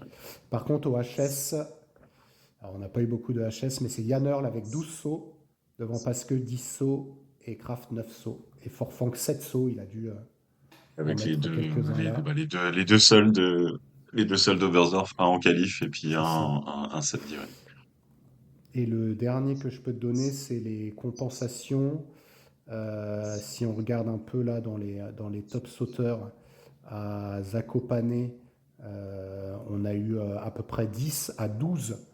Donc beaucoup de ventes d'eau à Zakopane. Peut-être pour ça que tu n'as pas trop aimé. C'est possible. Des grosses compensations aux alentours de 10,91. Et à Oberstdorf, on a eu là aussi du vent d'eau et encore plus en moyenne pour les sauteurs qui ont fait 6 sauts, environ 11 à 12 de compensation. Donc on est encore sur une belle saison vent d'eau. En moyenne, Tschöfenig 6,83, Earl 7,4, Paschke 7,6 et Kraft 7,4. Donc Tschöfenig un tout petit peu de meilleures conditions. Mais Chance, ça mais ouais, se joue un peu entre 6 et 7. Mais, bon, ça va. Ouais. voilà. Et sinon, j'ai Gross qui a. Je comprends pas qu'ils mettent toujours Gross dans les technical directors parce que je crois que c'est son troisième concours. Je comprends pas pourquoi lui il en fait plus que les autres. Mais Il a rien d'autre de mieux à faire. Alors que les autres ont il a rien. les autres ont une vie à côté. C'est possible. Maintenant, on commence Donc ouais. Et ça dégringole et voilà ça pour les remonte sauts. ou il n'y a pas eu de changement notable? Non, Pas de je changement. suis pas à Allez, jour. on regarde ça. Et Je suis donc, pas à jour. le saut à ski revient sur un tremplin de saut à ski, mais à Willingen. Donc, on peut espérer l'année dernière, on avait eu des épreuves incroyables dans le vent de face et Ouais. la tempête et des records de tremplin et du forfang. Est-ce que justement Poulifang va venir gagner à Willingen comme l'année dernière? On se souvient de l'émotion que ça avait procuré, donc on a hâte de se projeter sur le week-end de Willingen où il y aura un team mixte, si je me trompe pas, c'est vendredi. Donc la France justement aussi envoie tous les sauteurs, du coup 2 hommes, 2 femmes, pour participer au team mixte. Voilà, alors pour donner un peu les derniers vainqueurs à Willingen, donc Wellinger et Forfang l'an dernier, Granerud 2 fois en 2023 et Lindvik Kobayashi en 2022. Kobayashi, il avait fait 2 deuxièmes places l'an dernier, il en avait refait une il y a 2 ans, donc il a l'air de bien aimer le tremplin, et on avait eu un podium de Deschwanden et de Sundal. Je me demande si c'était pas la première. Si c'est possible, ouais. Et il y a 2 ans, un podium de Tande. Vache, ça fait pas l'impression que ça fait si longtemps qu'il nous a. Et il y a 3 ans, un podium de Séné Préouch. Et ouais. Voilà. Donc, à voir peut-être le retour du Kobayashi. Allez, Forfang, je pense que, vu sa forme, on peut aussi le voir là. Donc, on a hâte de se retrouver pour donc Willingen. allez, un pronostic comme ça. Bah, je mets Koba. Donc une victoire de Kobayashi. Ouais. Ok, moi je Non, pas une victoire. Oh, oh, oh. C'est déjà bien un podium, ça suffit. un podium de Kobayashi, c'est pas mal. J'ai tenté de t'emmener dans le piège. Ouais, t'as essayé de m'emmener, ouais. Allez, et moi je dis pas de top 10 allemand à domicile. Oh putain. Et la victoire de Forfang, tu la joues pas, quoi. Non, parce que j'ai envie qu'il gagne, donc j'ai pas trop envie d'en parler. Ah, d'accord, t'as pas envie de C'est mettre parfait. respect. Bah, d'ailleurs, on se retrouvera dans une semaine. On aura un gros week-end de débrief avec également le triple de Zefeld. Le Japanuari a occupé les sauteuses à ski pendant ce mois de janvier. Elles ont fait le voyage pour le week-end traditionnel de Sapporo et Zao. Malheureusement, difficile de garder ce ton enthousiaste plus longtemps parce qu'on s'est quand même pas beaucoup amusé devant notre télé. Alors, on va rester factuel dans un premier temps. À Sapporo, le première épreuve du samedi 18 janvier. Alexandria Lutit a remporté la première épreuve de sa saison avec une belle avance en plus sur Lisa Eder et Erin Maria Grandal, la, li- la leader de la Coupe du Monde à ce moment-là. Katarina Schmid était sixième et l'autre protagoniste principale de la saison, Nika Prehout, c'était onzième. La première française de cette épreuve était Emma Chervet, qui a marqué un point 30e, donc un point pour la deuxième fois de la saison. Le dimanche 19 janvier, Erin Maria Gwandal s'est imposée de 20 points devant Selina Freitag et Thea Minian Björset, qui marquait là son deuxième podium de la saison et depuis ses débuts en Coupe du Monde. Nika Preutz et Katharina Schmidt, sixième et septième, se sont un petit peu neutralisés. On retrouvait Joséphine Panier de retour dans les points et plutôt bien dans les points à la 20e place. Au Japon, toujours à Zao le week-end suivant, le vendredi, victoire de Nika Preutz devant Thea Minian Björset qui s'approche un peu plus encore de la victoire et Eva Pinkelnig. On a eu une Kvandal sixième, Loutit huitième et on notera que Katharina Schmid était seulement 16e de ce week-end, enfin, de ce vendredi, alors que Joséphine Panier a fait la meilleure performance de sa saison à la 14e place. Le par équipe, le team, comment dire, super team en duo du samedi a été remporté par l'Allemagne devant la Norvège et l'Autriche, sachant que Kvandal a sauté trop loin et est tombé à la dernière, sur le dernier saut, sinon la victoire leur tendait les bras. La France de Chervet et Panier a pris la 11e place. Et donc pour clôturer ce séjour japonais, dimanche 26 janvier, victoire de Jacqueline Seidfritzberger devant toujours au poste Erin Maria Kvandal et Nika Prehout, ce qui marque de gros points, pendant que dans le même temps, Katharina Schmidt prenait la 12e place. Les points pour Joséphine Panier cette fois-ci à la 22e place. On a donc maintenant, après 14, du coup, 13 épreuves, il y a eu une annulation, donc à mi-saison, après 13 épreuves sur 26, Nika Preutz qui a récupéré le globe, oula, qui a récupéré le maillot jaune, à Katharina Schmid seulement de 45 points, donc ça peut encore changer, même si Schmid n'a pas été très en forme. Erin Maria Kvandal est remontée à la troisième place, mais cette fois à plus de 300 points entre ses impasses à Villars et son irrégularité au début de saison. Quatrième, Selina Freitag. Cinquième, Eva Pinkelnig. La première française de ce classement général, c'est Joséphine Panier. Elle est 26e. Elle a marqué 71 points depuis le début de la saison. Voilà pour le côté factuel. Alors, le côté un peu plus émotionnel, bah, je pense que si vous nous écoutez, c'est que vous êtes intéressé par toutes les formes de saut et le saut féminin en fait partie. Et je pense que voilà, vous avez sans doute écouté Eurosport et c'était difficile de s'enthousiasmer, hein. Surtout alors, à Sapporo, ça a sauté au point K. Voilà, c'était beaucoup de sauteuses autour du point K. On peut dire que c'était presque intéressant. Il y avait même une sorte d'empilage. Je sais plus si c'est le samedi ou le dimanche où je me demande même avec un ami si on n'est pas sur une des manches les plus serrées de l'histoire. Alors peut-être pas pour la victoire, mais genre entre la troisième et la 10e place, elles étaient toutes à peu près à la même distance autour du point K à 123 mètres.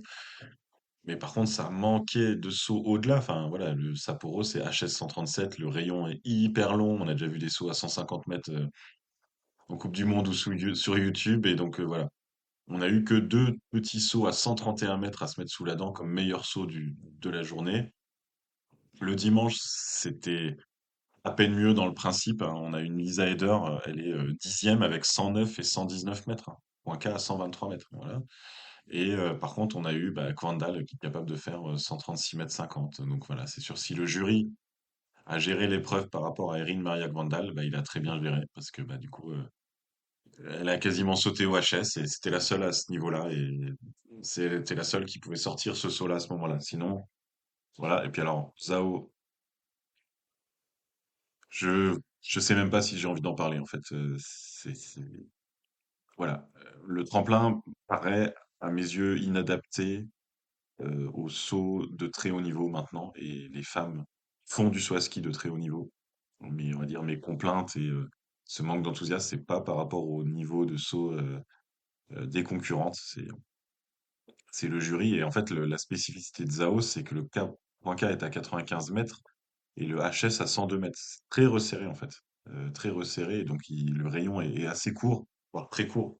Et qu'en fait, avec le vent qu'il y avait, qui était tantôt de face, tantôt pas de face, parfois très proche de zéro, parfois à presque 2 mètres secondes de vent de face, le jury, il a serré l'élan parce qu'en fait, il pouvait y avoir une sauteuse qui allait se cratériser, quoi, en fait. Et donc, voilà. Le premier jour, on a eu Nika Preus à 104 mètres 50. Bon, elle s'est bien posée. Saifrine Wenger 103 mètres, mais sinon, quasiment que des sauts autour du point K, à peine plus. Et alors, le super team, voilà, c'était un peu le même truc. Et quand ça s'est mis, finalement, Gwendal, elle n'a pas réussi à tenir à 102 mètres 50. Elle a un peu fait comme Forfang à Oberstdorf, elle était trop haut, donc elle a coupé son saut. Donc 102 mètres 50, c'est sa distance, mais intrinsèquement, elle pouvait faire plus. Et donc, chute. Donc, chute, c'est voilà, hein, c'est 20, 25 points de perdu. Donc, la victoire qui s'est envolée. Et, et le dimanche, bon, là, voilà, même pas un seul saut à 100 mètres.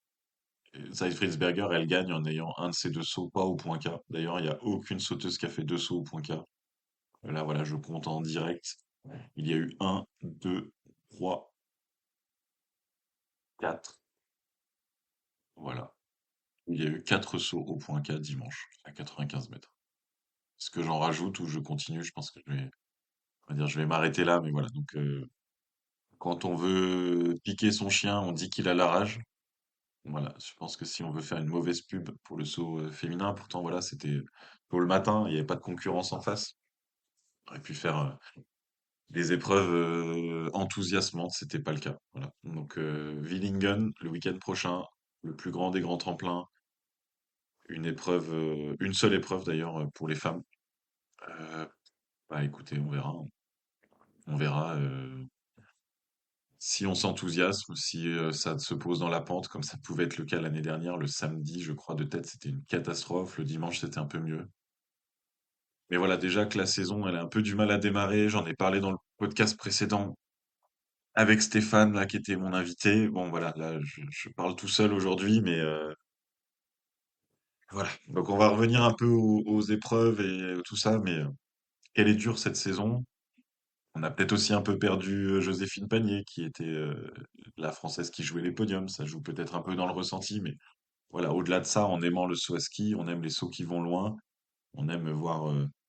Allez, on sait très bien que le HS, c'est plus difficile pour certaines femmes de poser à cette distance-là, même si, voilà, hein, je viens de mettre sur Instagram et sur Facebook le saut de Colin Mattel, OTP en 2011. Donc, Colin Mattel, en 2011, elle allait dans sa 16e année, hein, c'est son âge-là. Et elle pose à 98 mètres 50 sur un HS 100 avec un télémarque franchement tout à fait correct. Donc voilà, c'est peut-être suffisamment parlant de dire ça. J'ai regardé les notes hein, techniques de 2011, championnat du monde junior, hein. Ça posait à 95 mètres, ça posait sur un K90, ça posait à 95, 96, ça a des 18, des 17 et demi, donc c'est que c'était bien posé. Donc voilà, c'est pas, pas les femmes qui savent pas poser des télémarques, hein. C'est bien plus compliqué que ça. Ceci dit, cette longue et pénible introduction est terminée. On a donc, et selon moi, la sauteuse de la saison, enfin de la période, c'est-à-dire cette période des 2 week-ends japonais, c'est certainement Erin Maria Kvandal. Il paraissait que c'était la plus forte. Elle en gagne une, elle fait 3 podiums. Voilà, il y a eu des coach requests et ainsi de suite. On a retrouvé un peu les micmacs de Erin Maria Kvandal, mais voilà, elle monte en puissance. On sait très bien que son objectif principal, ce sont les championnats du monde à domicile de Trondheim. Et là, elle montre qu'elle est sur la très bonne voie. Et elle faisait pas de coach request en début de saison, donc c'est qu'elle n'avait pas une classe d'écart avec les autres. Le retour des coach request, ça montre aussi cet aspect-là. Sur les petits tremplins aussi, hein, elle est peut-être trop forte pour les petits tremplins, hein, tout simplement. Et malgré tout, à la fin de cette période, c'est Nika Preutz qui est leader. Alors elle est assez irrégulière, entre guillemets. Elle a quand même fait une victoire, une troisième place, mais voilà, elle sort parfois du top 10. Mais voilà, en tout cas, elle est plus régulière que Katharina Schmid. Et donc, en satisfaction de la période, j'ai relevé Thea Minian Burset, hein, qui fait 2 podiums au Japon, qui se rapproche de la victoire, qui a un style de saut très particulier, très très à plat. Ça semble pas être une énorme accélération à l'air, mais en tout cas, voilà, ça elle fait un job magnifique. Déjà 3 podiums pour elle cette saison. C'est sa meilleure saison à ce jour. Elle est pour l'instant à la 7e place de la Coupe du Monde, à égalité avec Lisa Eder. Dans les déceptions de cette période, ben, comment ne pas citer Katharina Schmid, un 0 podium au Japon. Et puis, c'est pas quoi, genre, elle a pas fait quatrième et cinquième, en fait. Elle a vraiment baissé en niveau de façon très sensible. Alors 6-7 à, à Sapporo, pour une bonne voleuse comme elle, qui s'est posé des beaux télémarques, c'était pas exceptionnel. Mais alors 16 et 12 à Zao, non sélectionnée dans l'équipe allemande, c'était Agnes Reich et Selina Freitag pour le super team. C'était un très mauvais week-end pour elle. Donc le tremplin de Zao, là, ça n'allait pas. On verra, la Willingen, c'est elle qui a le record. Peut-être pas le record, mais en tout cas, elle a fait un 149,5 avec Télémark il y a 2 saisons qui me fait encore briller les yeux. Donc on verra si elle se reprend. Sinon, le globe deviendra difficile à jouer. On peut citer également bah, le Japon dans sa généralité. Parce qu'on vient d'autre de passer 2 week-ends au Japon, 5 épreuves individuelles, 5 épreuves, 4 épreuves individuelles et 0 podium japonais. Takanashi, elle est plutôt 7-8e comme performance de pointe. Yuki Ito est à peine mieux. Elle a fait 2 top, enfin 3, ouais, 15, 15, 7, 13. Donc voilà, vraiment pas en mesure de jouer le podium, hein. Voilà, des top 20, oui. Des top 15, un petit peu, mais aucune japonaise en mesure de jouer le podium en ce moment. On a perdu un petit peu aussi celle qui était excellente l'année dernière, Maruyama. Donc voilà, un Japanuari très décevant côté japonais. Moi, je voulais citer enfin, en déception, et c'est volontaire, Alexandria Lutit. Malgré sa victoire à Sapporo, sa fiche de stats au Japon, c'est 1-12-8-4, et en fait, elle est extrêmement irrégulière. On l'avait vu aussi à Villars.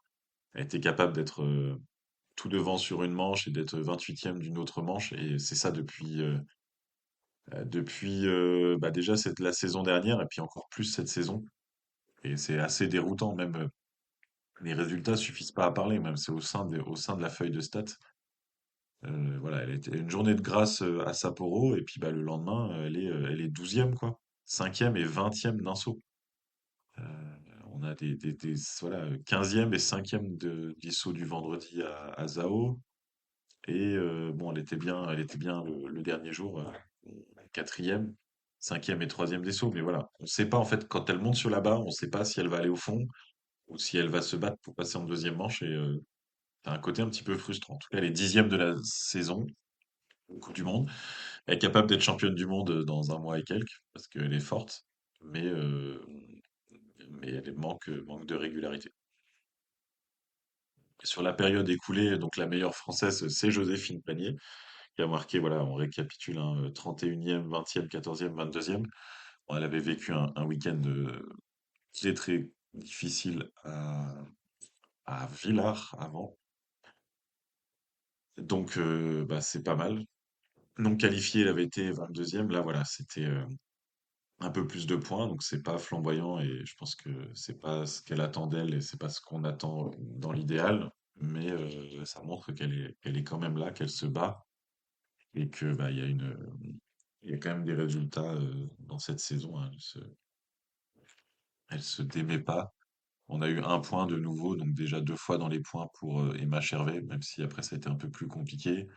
2 fois 32e, c'est jamais vraiment. Cette saison, elle a déjà été 3 fois 32e, une fois 33e, donc c'est jamais très très loin des points. Donc voilà, c'est continuer dans cette direction-là. Voilà pour le débrief de ce Japanuari. Donc je l'ai déjà dit, on se retrouve à Willingen, il y a un team mixte, donc 2 hommes, 2 femmes.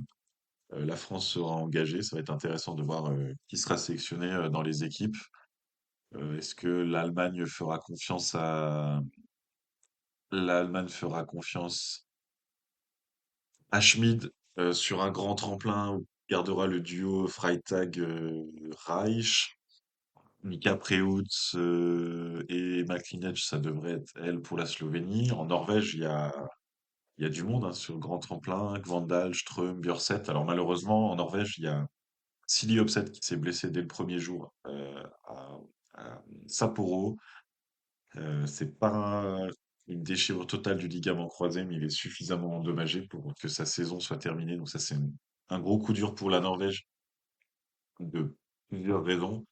Bah déjà pour Silly Opseth évidemment, et puis parce que par équipe de Trondheim, les championnats du monde, elles ont besoin d'être 4 pour jouer la victoire, donc à suivre. Pour l'équipe d'Autriche, c'est bien possible qu'on ait Pinkelnick, Seifritzberger, à moins que ça soit Lisa Eder qui y aille, parce que Pinkelnick, elle aime pas forcément beaucoup le tremplin de Willingen. Donc voilà, ça peut être intéressant à suivre cette épreuve mixte. Est-ce que les Slovènes peuvent gagner grâce à une super pré-août et leur sauteur homme requinqué? À suivre pour la France, en tout cas, ça sera Emma Chervet et Joséphine Panier. Voilà, pour ce débrief, on retrouve la suite du podcast maintenant. Will, nous partons sur les neiges allemandes, en tout cas sur la neige artificielle de Chonard pour débriefer le combiné C'est nordique. ça. Alors, neige artificielle de Chonard que tu as retrouvé la semaine d'après dans une COC Oui, euh, tout à fait. et il y en avait encore moins quoi, de neige. C'est ça, il y avait, on va dire, ce qu'il fallait pour faire un week-end de COC. Alors le tremplin était toujours magnifiquement en état. Mhm. La piste de ski était plutôt en bon état, hein. Ça a surpris un peu tout le monde. Ils l'ont pas touché jusqu'à jeudi et elle a tenu. On va dire qu'elle a tenu dimanche malgré 24 heures de feu, de vent pas possible, de pluie et tout. Ça a été salé. Voilà, la neige c'est un peu un fluide un peu magique, salé, tout ça bien bien traité. Mais ouais, je pense qu'aujourd'hui il n'y aurait pas eu d'épreuve. Donc c'était un petit cheveu, ça a tenu et c'était sympa d'avoir Chonard. Alors ça fait un peu bizarre, il y a toujours les tribunes, tout ça, donc ça fait un peu vide parce qu'on a vu un Chonard magnifique à la télé. Et en même temps, c'est très sympa parce que du coup, quand il n'y a pas de la foule, bah, on peut aller discuter à droite à gauche, on peut se garer le long de la piste. Enfin voilà, Ouais, c'est c'était ça. une belle expérience et les athlètes sont très accessibles. En COC, n'hésitez pas, hein, si vous pouvez aller voir ces COC, ces FESA, on en a parlé l'autre jour à Chaudeneuve. C'est quand même déjà du sport de très très haut niveau. Là, on avait des Norvégiens, des Français qui faisaient des remontées. Les courses de fond étaient passionnantes. Donc n'hésitez pas à aller les voir, Il y avait Casper Moon Flat là, entre autres. Mais c'est vrai que ça, c'est. entre autres. Il y en avait surtout des Français qui ont fait des top 10, Tom Rochat et Maël Tirot, très très rapide sur les skis. Lubin Martin qui débute à ce niveau-là. Le junior qui skie très vite.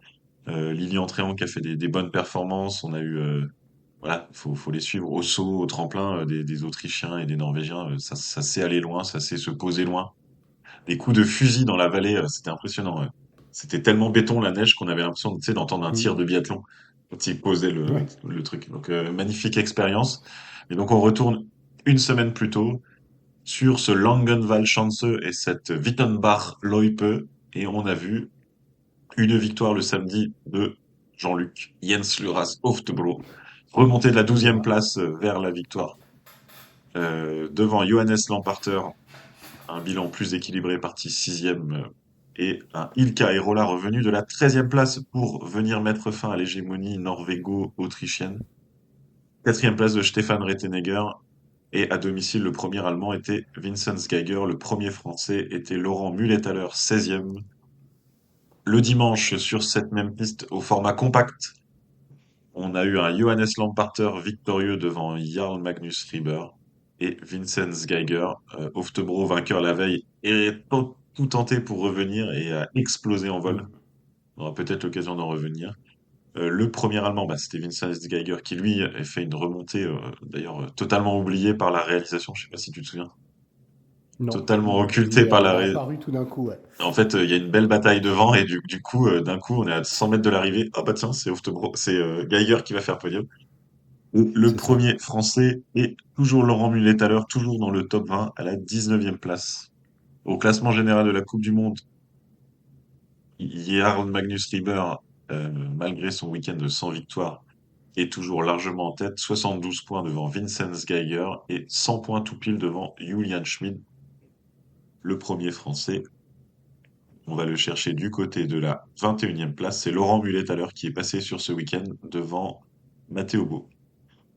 Mm. Parlons donc maintenant un peu de ces épreuves un peu plus subjectivement. Alors, on a déjà dit que c'était un bel endroit, mais je crois que tu m'as envoyé un message. Alors, tu as été très enthousiaste des courses de fond.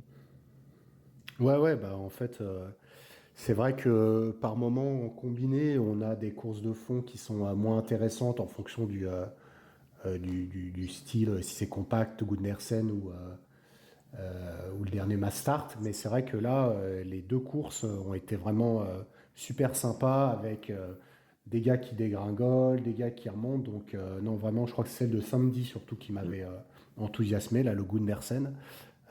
Mais ça faisait longtemps que j'avais pas vraiment apprécié une course de fond de combiné, donc j'avais bien aimé. Et globalement, Chonard, ça reste la classique, quoi. Plein de Français aussi qui se déplacent, les familles des sauteurs et des combinés qui viennent. Et c'est vraiment dommage que ça devienne si difficile avec la neige parce qu'il y a eu les annulations au Mm. mois de mars il y a 3 4 ans.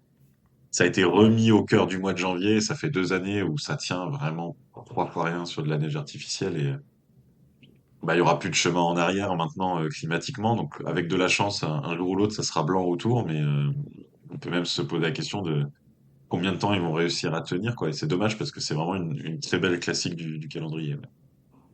Ouais. Mm. Et donc, sur ce week-end, donc sur notre période, mais finalement c'était les seules épreuves du mois de janvier, d'un calendrier de combiné toujours aussi déséquilibré. Quel était ton combiné Je vais te laisser le tien parce qu'il a quand même écrasé la allez, concurrence et puis je reviendrai. et c'est Johannes Lamparter, effectivement, deuxième et premier. On retrouve Lamparter, hein, il avait fait un podium comme ça, mais sinon il était plutôt autour de la 5e à 9e place.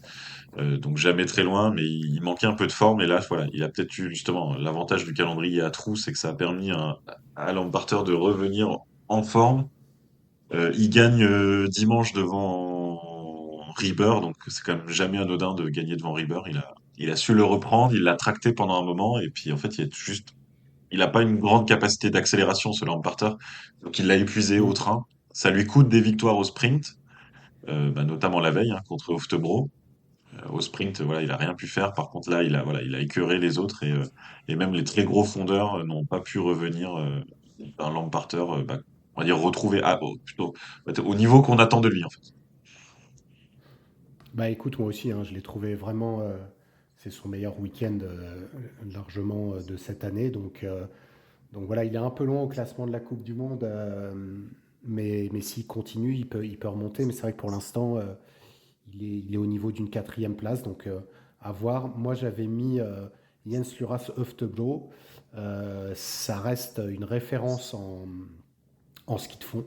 Et là, ça s'est clairement vu. En tout cas, il était à chaque fois le plus fort. Il a moins bien géré, tu l'as dit, Ah ouais. son effort le deuxième jour. Il pouvait facilement faire podium en étant un petit peu plus malin, en restant avec Geiger. mais il est parti plus vite et il s'est fait manger par La- tout le monde. la- Mais par contre, la victoire le samedi, là, elle est belle. Et puis c'est sa première victoire de la saison. Donc bravo à lui. Il est cinquième de la Coupe du Monde. Il est là aussi à peu près à son niveau. Il a 90 points d'avance sur Erola. Donc c'est bien pour lui, quoi. Deux choses, c'est que déjà, il ressaute bien. Mm. 12e samedi, 7e dimanche, lui, on sait que ça peut être parfois un sauteur qui a vraiment des, enfin, du coup, il peut avoir vraiment des bas en saut. Des fois, il sait pas limiter la casse, tu vois, il sait pas être, bah là, comme là, 10e, il va être 30e, donc là, c'était bien. Et c'est vrai que dimanche, sa montée dans la deuxième des quatre boucles, sa grande montée, elle est exceptionnelle. Il vole complètement. Tu te dis, moi, mais Ouais. ce sauteur a de la dynamite dans les jambes, quelle forme, c'est incroyable. Et bah malheureusement, les sports d'endurance, c'est impitoyable et c'était une erreur Il a de pris cher. jeunesse. À 25 ans, il a fait une erreur de jeunesse parce que C'est ça. il sait juste, bah ouais, malheureusement, l'exceptionnel, comme tu dis, il aurait monté 4-5 secondes moins vite cette côte-là, il se serait peut-être pas gorgé de lactique et il Mm. aurait peut-être fait le podium. Ouais. Du coup, il a d'une certaine façon permis à l'Allemagne d'avoir un podium à domicile.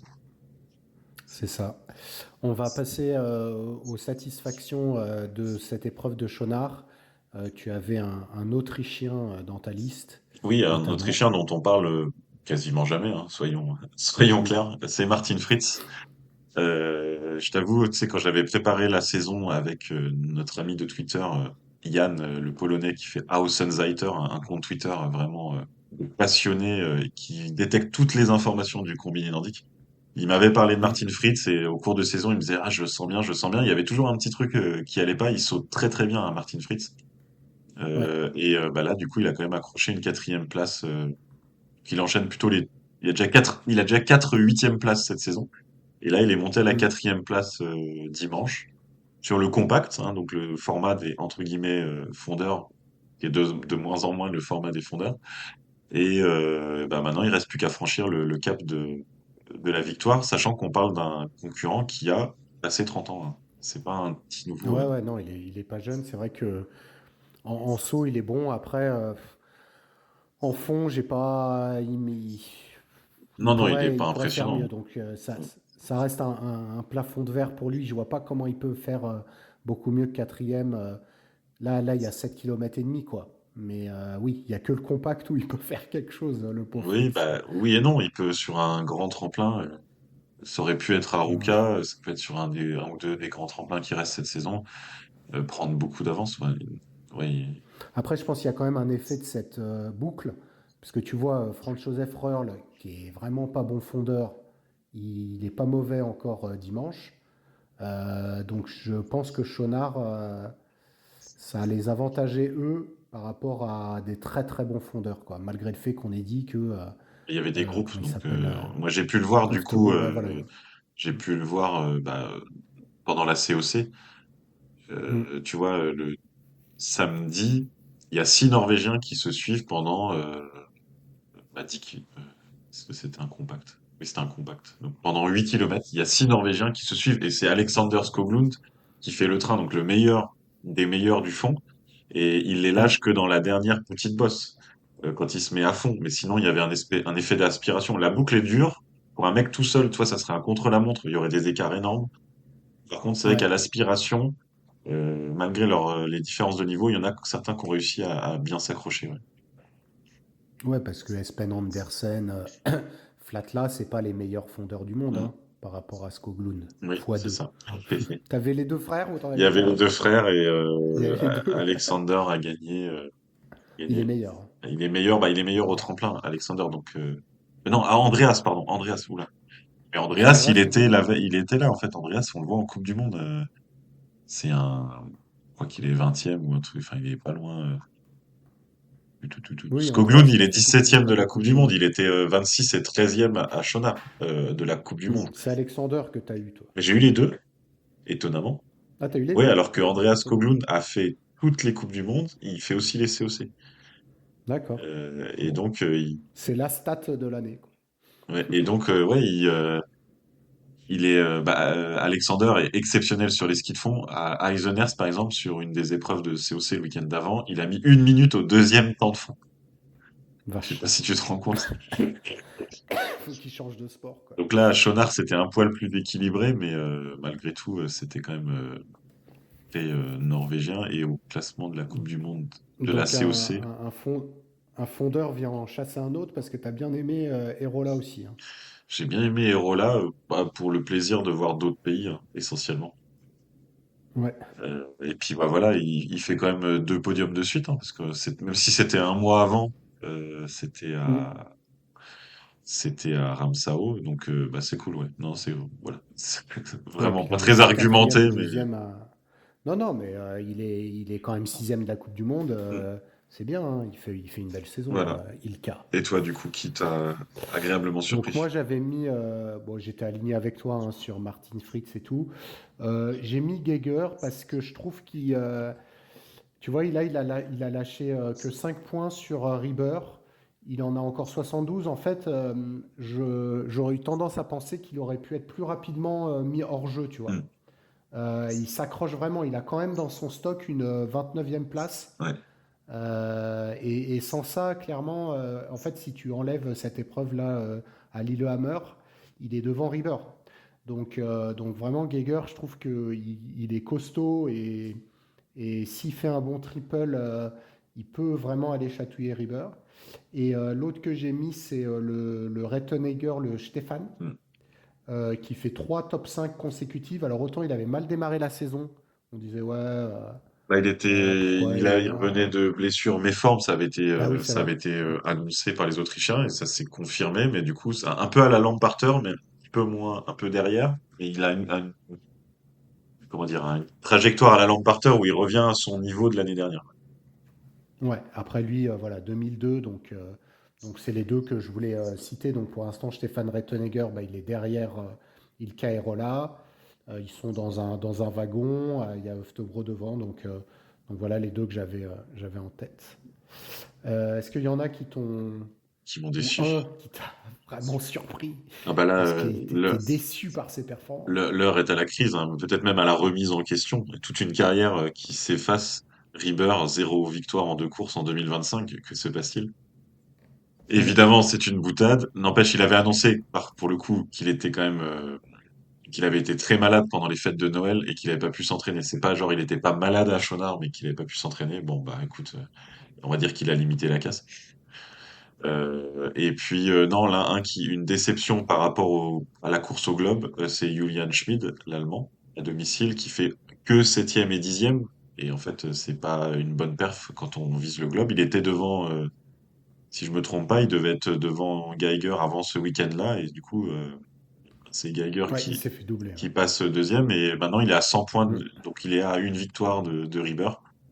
Et il a pas pesé sur les courses qu'on a vues, tu vois. Bah, d'ailleurs, on l'a pas vu, Non. on l'a pas vu à l'écran, donc voilà, c'était Après, lui, ce qui prêche en sa faveur, c'est sa régularité, parce que c'est un bon fondeur, mais il est limite meilleur sauteur. Enfin, en fait, il n'a oui. pas de point faible. Et pour moi, des mecs qui n'ont pas de point faible, j'en ai pas beaucoup, hein, parce que Rieber, je considère qu'en fond, il commence à avoir un point faible. Mais il y a Schmid, Geiger, parce qu'il s'améliore en saut, mais tu pourrais dire qu'il a un point faible, et Lamparter, et à la rigueur, Stéphane Rettenegger, qui est bon dans les deux, quoi. Mais il n'y en a pas beaucoup hein, qui sont comme ça réguliers comme lui. Donc, Julian Schmidt, il a ça pour lui, quoi. Oui, oui, mais du coup, hein, là, il a eu ça, exactement, il a pas craqué non plus, mais tu vois, par exemple, bah, ce qui illustre ça, c'est dimanche, 13e du saut, 13e du fond. Voilà. Mm. Et ça le met, pour le coup, Bah, ça le il est met juste un 10e. cran en dessous, mais ouais, il est au même niveau en fond et en saut. Mais En du tout coup, cas, ça reste une belle saison, ça hein. reste une belle saison, mais il est arrivé à Noël, peut-être avec encore des espoirs de globe. C'est pas totalement perdu, mais c'est un petit peu altéré par un week-end comme ça. Mm. Les Français étaient présents ce week-end-là, donc j'ai cité les résultats de Laurent Mullet tout à l'heure, 16e et 19e, il était très content, hein. D'ailleurs, on l'a vu au tremplin, je crois que c'est le dimanche, exulté pour un saut qui était si exceptionnel que ça, un 18e, mais on sent qu'il y a une forme de pression au tremplin après deux saisons compliquées au saut pour les Français, donc c'est bien d'avoir fait deux top 20, et puis bah ça, voilà, il faut les mettre, hein, c'est sûr que on peut pas tout voir par le standard du podium. Donc là, c'est des performances qui permettent d'exister, quoi. Donc, c'est des bonnes perfs. 15e temps de fond, hein, samedi. Mm. Ouais. C'est prometteur. Il avait été blessé à l'automne, comme les deux Autrichiens. Lui, c'était les côtes. Donc, bah voilà, s'il saute bien et qu'il fait des bons temps de fond, ben voilà, ça se rapproche du top 15 et puis on peut espérer maintenant aller gratouiller le top 10. Et toi, qui tu voulais Mais écoute, citer? moi j'avais mis Gaël Blondeau pour son quatrième. Alors en combiné, on met des points jusqu'à la 40e place, mais quand même, il a fait 4 fois d'affilée des points. À chaque fois, il est meilleur le deuxième jour que le premier jour. Il a fait 26e, il avait fait 25e à Ramsau. Et je trouve qu'Edgar Vallée, il lui manque le tout petit truc pour rentrer dans les 30. Là, il fait 31e le deuxième jour. Et je trouve voilà, il y a beaucoup d'espoir pour lui. En tout cas, il est en train de bien montrer bah, voilà, que ce quota-là, il le mérite. Donc j'avais aussi mis Edgar Vallée dans les Français. Bons skieurs, les deux, hein. Des bons skieurs, Ouais. des très bons temps de fond. C'est un peu plus compliqué au tremplin, hein. Ils partent quand même d'encore Bah, loin. l'ensemble des Français, Mm. hein, c'est... Ouais, On a rarement quelqu'un qui est dans le top 20, quoi. Gaël Blondeau, il a le 12e temps de fond samedi et le 9e dimanche. Mm. Et comme dimanche, c'était un compact, il partait de moins loin. Donc effectivement, ça lui a permis de rentrer dans le top 30. C'est aussi l'intérêt de Mais ce. il avait moins de temps pour rattraper les gens. Ouais, mais il partait à 2,27 samedi et il partait Ouais, qu'à ouais, une non, mais c'est 30 sûr. dimanche. Donc le Mm. un tour de moins, effectivement, c'était ça. Et Edgar, c'est un peu le même profil. Donc effectivement, à voir à Ramsau, non pas À à Zefeld. Seefeld, où on les retrouvera bah, à la fin de cette semaine, dès vendredi. Ouais. Et un petit moment, ouais, émotion, c'est peut-être un grand mot, mais voilà, un petit moment dont on n'aurait pas parlé qui est jusqu'ici. Bah, moi, j'ai juste noté voilà, de 2-3 points. J'avais les premiers points d'Akito Watabe, qui a vraiment une saison cauchemar. Il a été plusieurs fois did not start. Donc, did not start, ça veut dire qu'il était là, mais qu'il n'était pas là, quoi. Ouais. Donc, il fait 22e et 25e. Donc, premier point pour lui. Plutôt correct, du coup. J'avais noté aussi la retour de la fusée Hirvonen qui fait 15e et 12e, et il ne doit pas être loin des meilleurs temps de fond, je pense. Dans les deux, donc il revient, je ne sais pas où il était, euh, héros, mais là, clairement, au fond, il envoie. Et je voulais te parler de la future star du combiné nordique, Paul Walcher. Voilà. On le cite pas assez, ce Bon, jeune junior. Paul. Ouais. Donc il y a lui, et puis il y a un Norvégien aussi que je vais suivre un peu plus dorénavant. Il s'appelle Gvame, je crois, Oui, oui, oui. qui a pas l'air mauvais. Il a le quota junior aussi. Il était troisième au championnat du monde Voilà. junior. Et le troisième qui a le quota junior que je vais suivre, c'est Niklas Malachinsky. Donc, c'est les trois.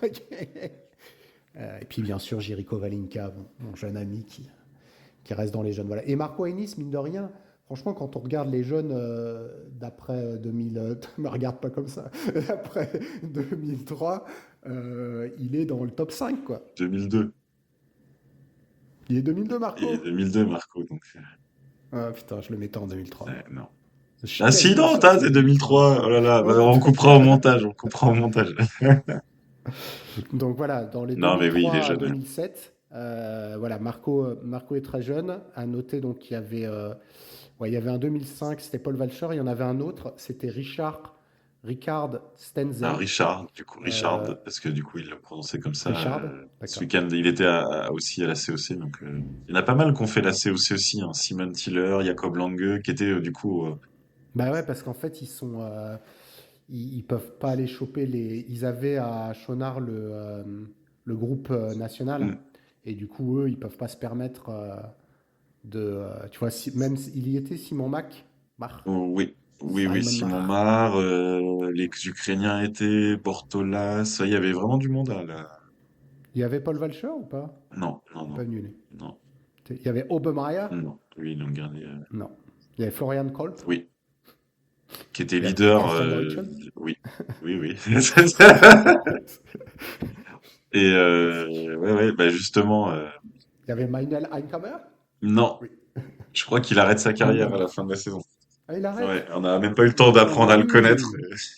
On n'aura jamais eu le temps d'apprendre à le connaître. Ok, donc Qu'il sur ce, arrête. toi, toi, donc ce qui t'a plu, c'était quand même cette COC, Oui, parce qui que aura quasiment eu autant de place que la Coupe du ah ouais, Monde mais dans c'est notre tout frais, podcast. c'est tout frais. Et du coup, j'en ai parlé de façon générale, mais la course de fond de la Mastart de vendredi, Ouais, soleil, pas grand monde, mais voilà, petite atmosphère sympa et surtout une course de fond, mais passionnante parce qu'en fait, il y a eu des groupes qui se sont faits, ça a explosé tout de suite hein, après un tour. Et mm, il y a un duo qui est parti devant, Alexander Skoglund et Sven Andersen, mais derrière, les Français, à un moment de la course, étaient derrière trois quatre Norvégiens, mais ensuite ils les ont doublés. Et en fait, on a eu Tom Rocha et Maël Tirot ils jouaient quasiment le podium en fait de cette course de fond. Au final, ils font quatrième et sixième. Il y a Flatla qui s'intercalent, mais c'était assez génial de voir bah, du coup des Français dans la course au milieu de ces Norvégiens qui sont très forts parce que Flatla, Tiller, mais du coup, j'ai quand même une analyse à te demander pour la prochaine fois. Tu peux m'expliquer comment ils sélectionnent les gens, les Norvégiens, parce que bah, ils les prennent là, ils ont tous. ramené Einar Lura Softobro. Je pense à mon avis, Einar, il sera en Coupe du Monde, donc je sais pas, non, je sais pas, mais Ah ils étaient d'accord. tellement Et ils ont nombreux. enlevé Casper Moon, qui était pas mauvais. Ils ont gardé Sven Björkstad, Hmm. qui est pas GG. Ils ont Simon Tiller, qui est pas très très bon. Je sais pas pourquoi il est là. Il y en a d'autres. C'est qui là que j'aime bien? Sven Andersen. Alors, tu vois, je comprends pas leur sélection quoi. Hormis Rieber, Jean-Luc et Jürgen Grabach. Bon, Einar Louras, il a dû être blessé. Oui, oui, Mais blessé, blessé, oui, oui. j'ai du mal à comprendre. Et puis il y avait le frère Oswald là, ou le cousin, qui était là au début et qui était plus là. Et du coup, les Norvégiens, ils ont beau avoir dominé de la tête et des épaules, notamment avec un top 7 samedi, 7 sur Ouais. 7. Donc le premier non scandinave étant Bah Maël Maël, ouais. Tirod, ouais. Ouais, c'est ça. Ce que je cherchais, c'est qu'ils nous ont offert des moments bien cocasses aussi. On a donc eu une Mhm. disqualification du coup sur la Mastart de Simon Tiller parce qu'il est parti trop tard après le feu vert. Et en Aïe fait, aïe. il y a eu le coup de drapeau de l'entraîneur. Le gars, il bouge Mhm. pas, quoi. Et en fait, il touche encore ses fixes et tout. Et alors moi, j'avais pas la vision sur le feu vert, donc sur le coup, je me suis dit, enfin, je me suis rien dit en fait. Mais quand après on m'a dit qu'il Ouais. était disqualifié, je fais ah bah oui, en fait, il y a eu Tu t'es vachement rappelé de temps que. entre le truc. Et on a eu en termes de cocasserie un Norvégien, Marius Solvik, qui était dans le 8 sur Ouais. 8 norvégien, qui est devenu un 7 sur 7 parce qu'en fait, disqualifié parce qu'il est parti trop tôt de la course de fond, sachant que c'était un compact et que genre ils partaient tous à une seconde d'intervalle quoi. Vache. Ah oui, c'est n'importe quoi. Donc il a rien gagné en gros. Il a rien gagné, mais il s'est Ouais. fait disqualifier. Donc voilà, les petits moments. Par contre, la déception pour Lubin, c'est que pendant que lui, il était à Schonard, à Zurich, Zurich, Manuel Sédoneur a gagné 2 fois. hmm, Et du coup, il ne peut plus gagner le globe de la FESA. pu gagner à Fesa, ouais, bah oui, il fallait faire un choix, Non, mais il fallait ils ont faire un choisi choix. le choix pour le coup, c'est un choix stratégique de kilomètres. Hein. Ils ont choisi d'aller à 3h30 du Jura. Mm. Une grande partie de l'équipe est basée, plutôt que d'aller au fin fond de la Pologne, sachant quand même que l'équipe de COC, comme le calendrier de COC est quand même assez peu dense, ils vont à Lillehammer le Ouais. week-end qui arrive. Donc on aura des Français à Lillehammer qui vont avoir la chance de voir de la vraie neige. Ça va être Ouais. Lillehammer, et après, ah oui, après, il y a un énorme trou d'1 mois et demi ouais, bah, il y a les qui est championnats du monde l'Arctique à la junior fin. dans l'intervalle. Ah oui, quand même. Mais là, en Oui, fait, mais Casper Moon, il va pas faire les championnats non, du mais monde junior, Lubin Martin et Lilian Trélan sont sélectionnés au championnat du monde junior. Oui, oui, mais du coup, pourquoi ils font pas une Ah COC non, pour mais c'est Casper Moon et n'importe. ces gens-là? Bah là, tu sais, il y a Kusamo en décembre. Enfin, du coup, Kusamo, Mm. c'est écrit sur c'est Ruka, quoi. Et ensuite, il y a 4 week-ends de suite à 3 épreuves. Donc, on a eu Klingenthal, Eisenherz, Schonard, Lillehammer. Donc, je vous invite à écouter notre Sea Express sur les réseaux sociaux pour Klingenthal et Eisenherz. Schonard, on en a bien parlé. Lillehammer, après un trou d'un mois et demi, ouais. Et est-ce que Bon, Caspermon Flatla résistera à Jakob Lange et à Alexander Skovlund? Je pense que toute notre audience là est suspendue et on sera obligé est d'en parler. suspendu. On sera obligé d'en parler. Ou peut-être Simon Tiller parce qu'il a fait 1-1-2-2, hein, donc lui, il va peut-être. Ah oui, mais parce t'es que là là, il faisait que sec. intermittent du spectacle. Et comme Ouais, intermittent du spectacle, mais c'est pour ça. Mais si je suis Simon Tiller, mais jamais j'irai en Coupe du Monde. Je viens de foutre en l'air ma COC, quoi. et Andreas En étant Skoglund, il a nul. été là 3 fois, il a gagné 3 fois. Euh, on peut Andreas. Ah aussi, oui, oui, donc exact. celui qui est top 20 de la Coupe du Monde. Ouais, il a On été peut citer champion aussi du monde. Andreas Ferrer, l'Autrichien, qui est quand Et même. il était où ce week-end? Parce qu'il n'était pas si riche. Non, bah, je pense Il- qu'il est, enfin, c'est pas, je pense, j'ai eu l'info, il va faire ses débuts en Coupe du Monde dans le groupe national À à Zefeld. Seefeld. Donc il s'entraînait, quoi. Donc, en fait, il se repose un peu après un riche week-end. Mais donc là, on parle d'une pépite, hein, parce que c'est quand même quelqu'un qui est né en 2006 et qui est venu faire des top 5 il a fait quand même 2 top 5 en Coupe continentale, quoi. Et 2006, mais Paul Valcher, il est né en 2005, mon gars. Bah oui, et il est dans les tréfonds de la Coupe du Monde. Bah, il n'est pas dans les tréfonds. On va regarder son classement avant de dire qu'il est Bah, dans les il est quoi, tréfonds. 30e, 35e? Bah oui, mais 2005, Et bah ouais, mais 2006, du coup, c'est encore c'est. mieux. C'est encore plus jeune. Bah, on verra. Donc, qui de Paul Valcher et de Graffer terminera mieux, c'est ça qu'il faudra suivre à Zefeld. Voilà en tout cas pour le débrief de la COC, pardon, de la Coupe du Monde à Schona. Eh ben écoute, merci Will. Eh bah oui, on a fait vite fait, hein, super, 1h24. Et on se retrouve la semaine prochaine, donc après Willingen et le triple de Zefeld. Ciao, ciao.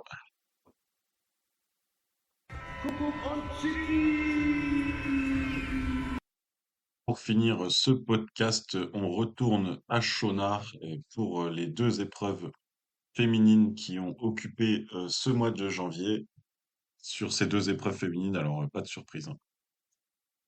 Le samedi, victoire d'Ida Marie Hagen devant Nathalie Armbruster, qui était partie 10e du saut, et Haruka Kasai, la japonaise habituée des 4e places, qui la monte sur le podium devant sa sœur jumelle Yuna. À la 5e place, Marte Lenanloun, revenue de la 19e place.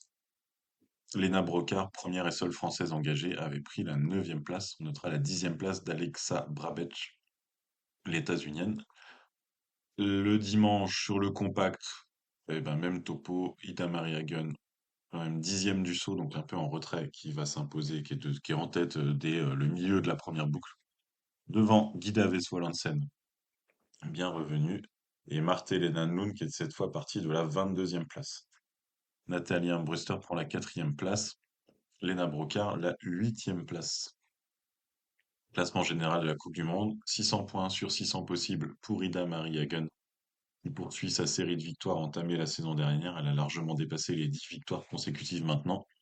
Deuxième au classement général, Nathalie Armbruster. Et troisième, Haruka Kasai grâce à sa grande régularité. Malgré ses 4 podiums cette saison, Ida Vesvolansen n'est entre guillemets que quatrième. C'est sûr qu'elle a eu une disqualification et une 15e place, donc elle manque un petit peu de régularité. Lena Brocard est revenue dans le top 10 après un début de saison un petit peu plus compliqué. Elle est 9e mondiale avec 260 points. Que dire de ce week-end général? Donc, bon, c'est choses nard, donc on a dit des choses positives tout à l'heure pour les hommes, et donc bah, voilà, ça s'applique évidemment pour les femmes. Une belle piste. Après, voilà, c'est aussi une piste très exigeante qui donne beaucoup, beaucoup d'importance au ski de fond. Et peut-être trop, en tout cas, c'est un peu l'impression que j'ai eue. Voilà, là, quand on voit sur le podium une sauteuse, une combinée qui est partie 22e, là, en parlant de Marte Lund, que Nathalie Armbruster est deuxième du classement général, alors qu'elle saute pas très très bien. Guida Vesvolansen, qui est très rapide, qui remonte à chaque fois sur les podiums. Finalement, là, on a du combiné qui a quand même une forte tonalité ski de fond cette saison chez les femmes, peut-être encore plus que les saisons précédentes. Peut-être parce qu'il n'y a aucune sauteuse qui se détache très très fortement aussi. On a perdu entre guillemets Guida Vesvolansen au tremplin. Elle était plus forte que ça l'année dernière et les 2 saisons précédentes, elle s'est plus posée, donc elle perd beaucoup de points. On n'a pas de Svenja Wurth qui est blessée, voilà, une Maria Garbot qui gagne pas mal l'allemande qui gagne pas mal de manches. Et elle recule quand même beaucoup. Les temps de ski de fond sont très loin de la tête, hein. Par exemple, samedi, Maria Garbot, elle est quatrième dans le peloton de tête. Elle met 18,57 en ski de fond. Elle met 2 minutes 30 de plus que Ida Maria Gun hein, sur 4 kilomètres. Hein. C'est énorme. Ça, c'était dimanche, pardon, sur 6 kilomètres. Mais c'était un écart énorme. Samedi, Gerbot était partie première et elle perd tout qu'une minute 45 sur le meilleur temps de fond en 4 kilomètres. Donc là, on est sur à 25 secondes, 25, 50, ouais, il y a plus de 25 secondes au kilomètre d'écart. Hein. Donc ouais, voilà, c'est compliqué. Donc une forte tonalité ski de fond en tête. Alors ça a toujours été, mais là, j'ai peut-être l'impression que ça s'amplifie. On verra pour la suite.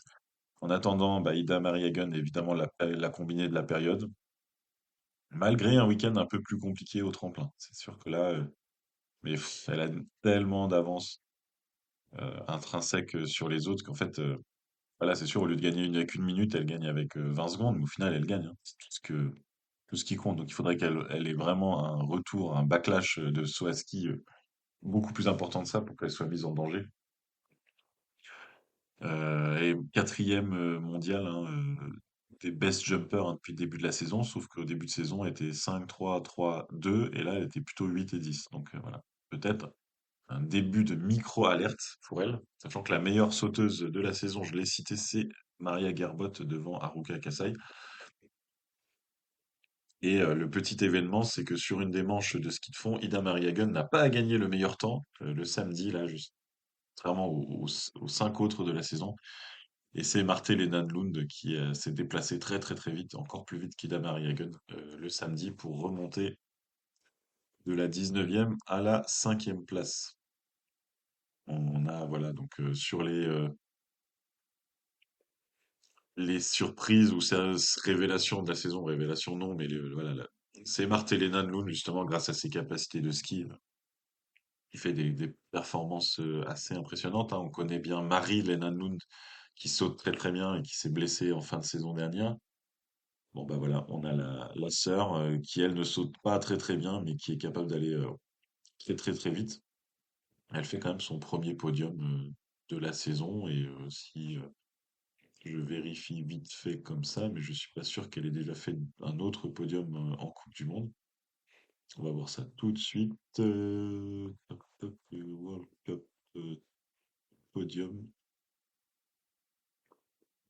Si elle avait fait un podium en 2021 à Haute-Paix. Donc ça datait, hein, ça date de presque 4 ans. Donc retour sur le podium de Marthe Lund à l'époque. C'était gagné par Gida Vesvolansen et Ida Mariagan. On peut dire que les choses n'ont pas beaucoup changé dans le monde du combiné féminin, même si on a des noms qui sortent un peu comme Minja Koronen par exemple, ou Nathalie Armbruster qui est arrivée il y a 2 saisons, mais pas un énorme renouvellement. Et donc à l'époque, Marthe Lund, elle avait fait le deuxième saut. Donc comme quoi, pour le coup, les temps changent. On voit des choses assez étranges. Guida Vesvolansen qui surdominait au tremplin, qui domine beaucoup moins maintenant. Marthe Lund qui est devenue une énorme skieuse. Voilà. Et Nathalie Armbruster, elle est bien là.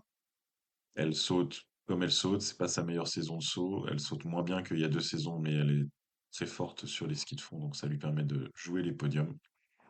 Et voilà. Côté déception, c'est dur de citer un nom en particulier. On n'a pas eu de podium allemand quand même depuis un moment. Je suis bête, à part Nathalie Armbruster, non, mais d'autres de l'équipe d'Allemagne, par exemple une Jenny Novak qui était quand même très très fort au Grand Prix d'été. Voilà, Lisa Erner qui n'avance pas très bien sur les skis, qui a fait des très bons sauts et qui n'était pas rapide en ski, alors qu'on l'a déjà vu faire des podiums, notamment en début de saison et la saison dernière.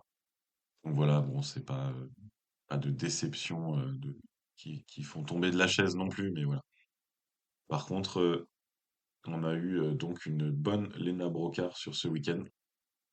Elle finit donc 9e et 8e avec des sauts qui retrouvent une consistance. Ça semble toujours un peu stressé, un peu tendu. Elle était 11e du saut samedi et 14e dimanche. Hein. C'était un compact. Je pense que dimanche, elle aurait perdu plus hein, si ça n'avait pas été un format compact. C'est pas les sauts qu'elle pouvait faire la saison dernière. La saison dernière, sur un 8 km, elle fait quatrième, Lena. Mais voilà, elle est très correcte en fond, et donc ça lui permet de rentrer dans les top 10. Et c'est le tarif un petit peu pour Lena après son premier week-end. Donc voilà, 8, 9, 9, 8. Elle avait commencé 14 et 13e, et si on se souvient, elle était plutôt en termes de 20e place à peu près du ski. Donc depuis qu'elle a rétabli autour de la 10e place, 20e place du saut, pardon, qu'elle a rétabli autour de la 10e place du saut, bah voilà, elle re-rentre généreusement dans les top 10. Le week-end prochain, nous aurons un triple, comme pour les hommes, à Seefeld, évidemment. On commence par une mass start le vendredi, et on aura un Gundersen de 5 km le samedi et un Gundersen de 7,5 km le dimanche. D'ailleurs, je suis pas certain que ce soit un triple. J'avoue, là, j'ai pas travaillé cet aspect-là. Ça a pas l'air d'être présenté comme ça sur le site de la FIS. Mais du coup, on aura l'occasion d'en parler dans le prochain épisode. Triple ou pas triple, on aura la réponse dans quelques jours. Sachant que chez les hommes aussi, c'est Mastart, Compact et Gundersen. Exactement le même format pour les femmes, Mastart, Compact et Gundersen à Seefeld. Bon, bah à voir, voilà, à voir, à voir. On aura l'occasion d'en débriefer dans le prochain podcast. Merci de nous avoir écoutés jusqu'ici. La saison bat son plein. C'est l'occasion d'aller sur les tremplins. Côté français, il va y avoir des championnats de France U15, je crois, où Contamine le même week-end que Seefeld et Villingen. Donc c'est l'occasion pour ceux qui habitent à côté d'aller voir du saut en vrai. Et sinon, bah, Eurosport est là pour nous garnir de bons souvenirs. Et puis, bah, on se retrouve pour le prochain débrief. Merci beaucoup. Ciao, ciao.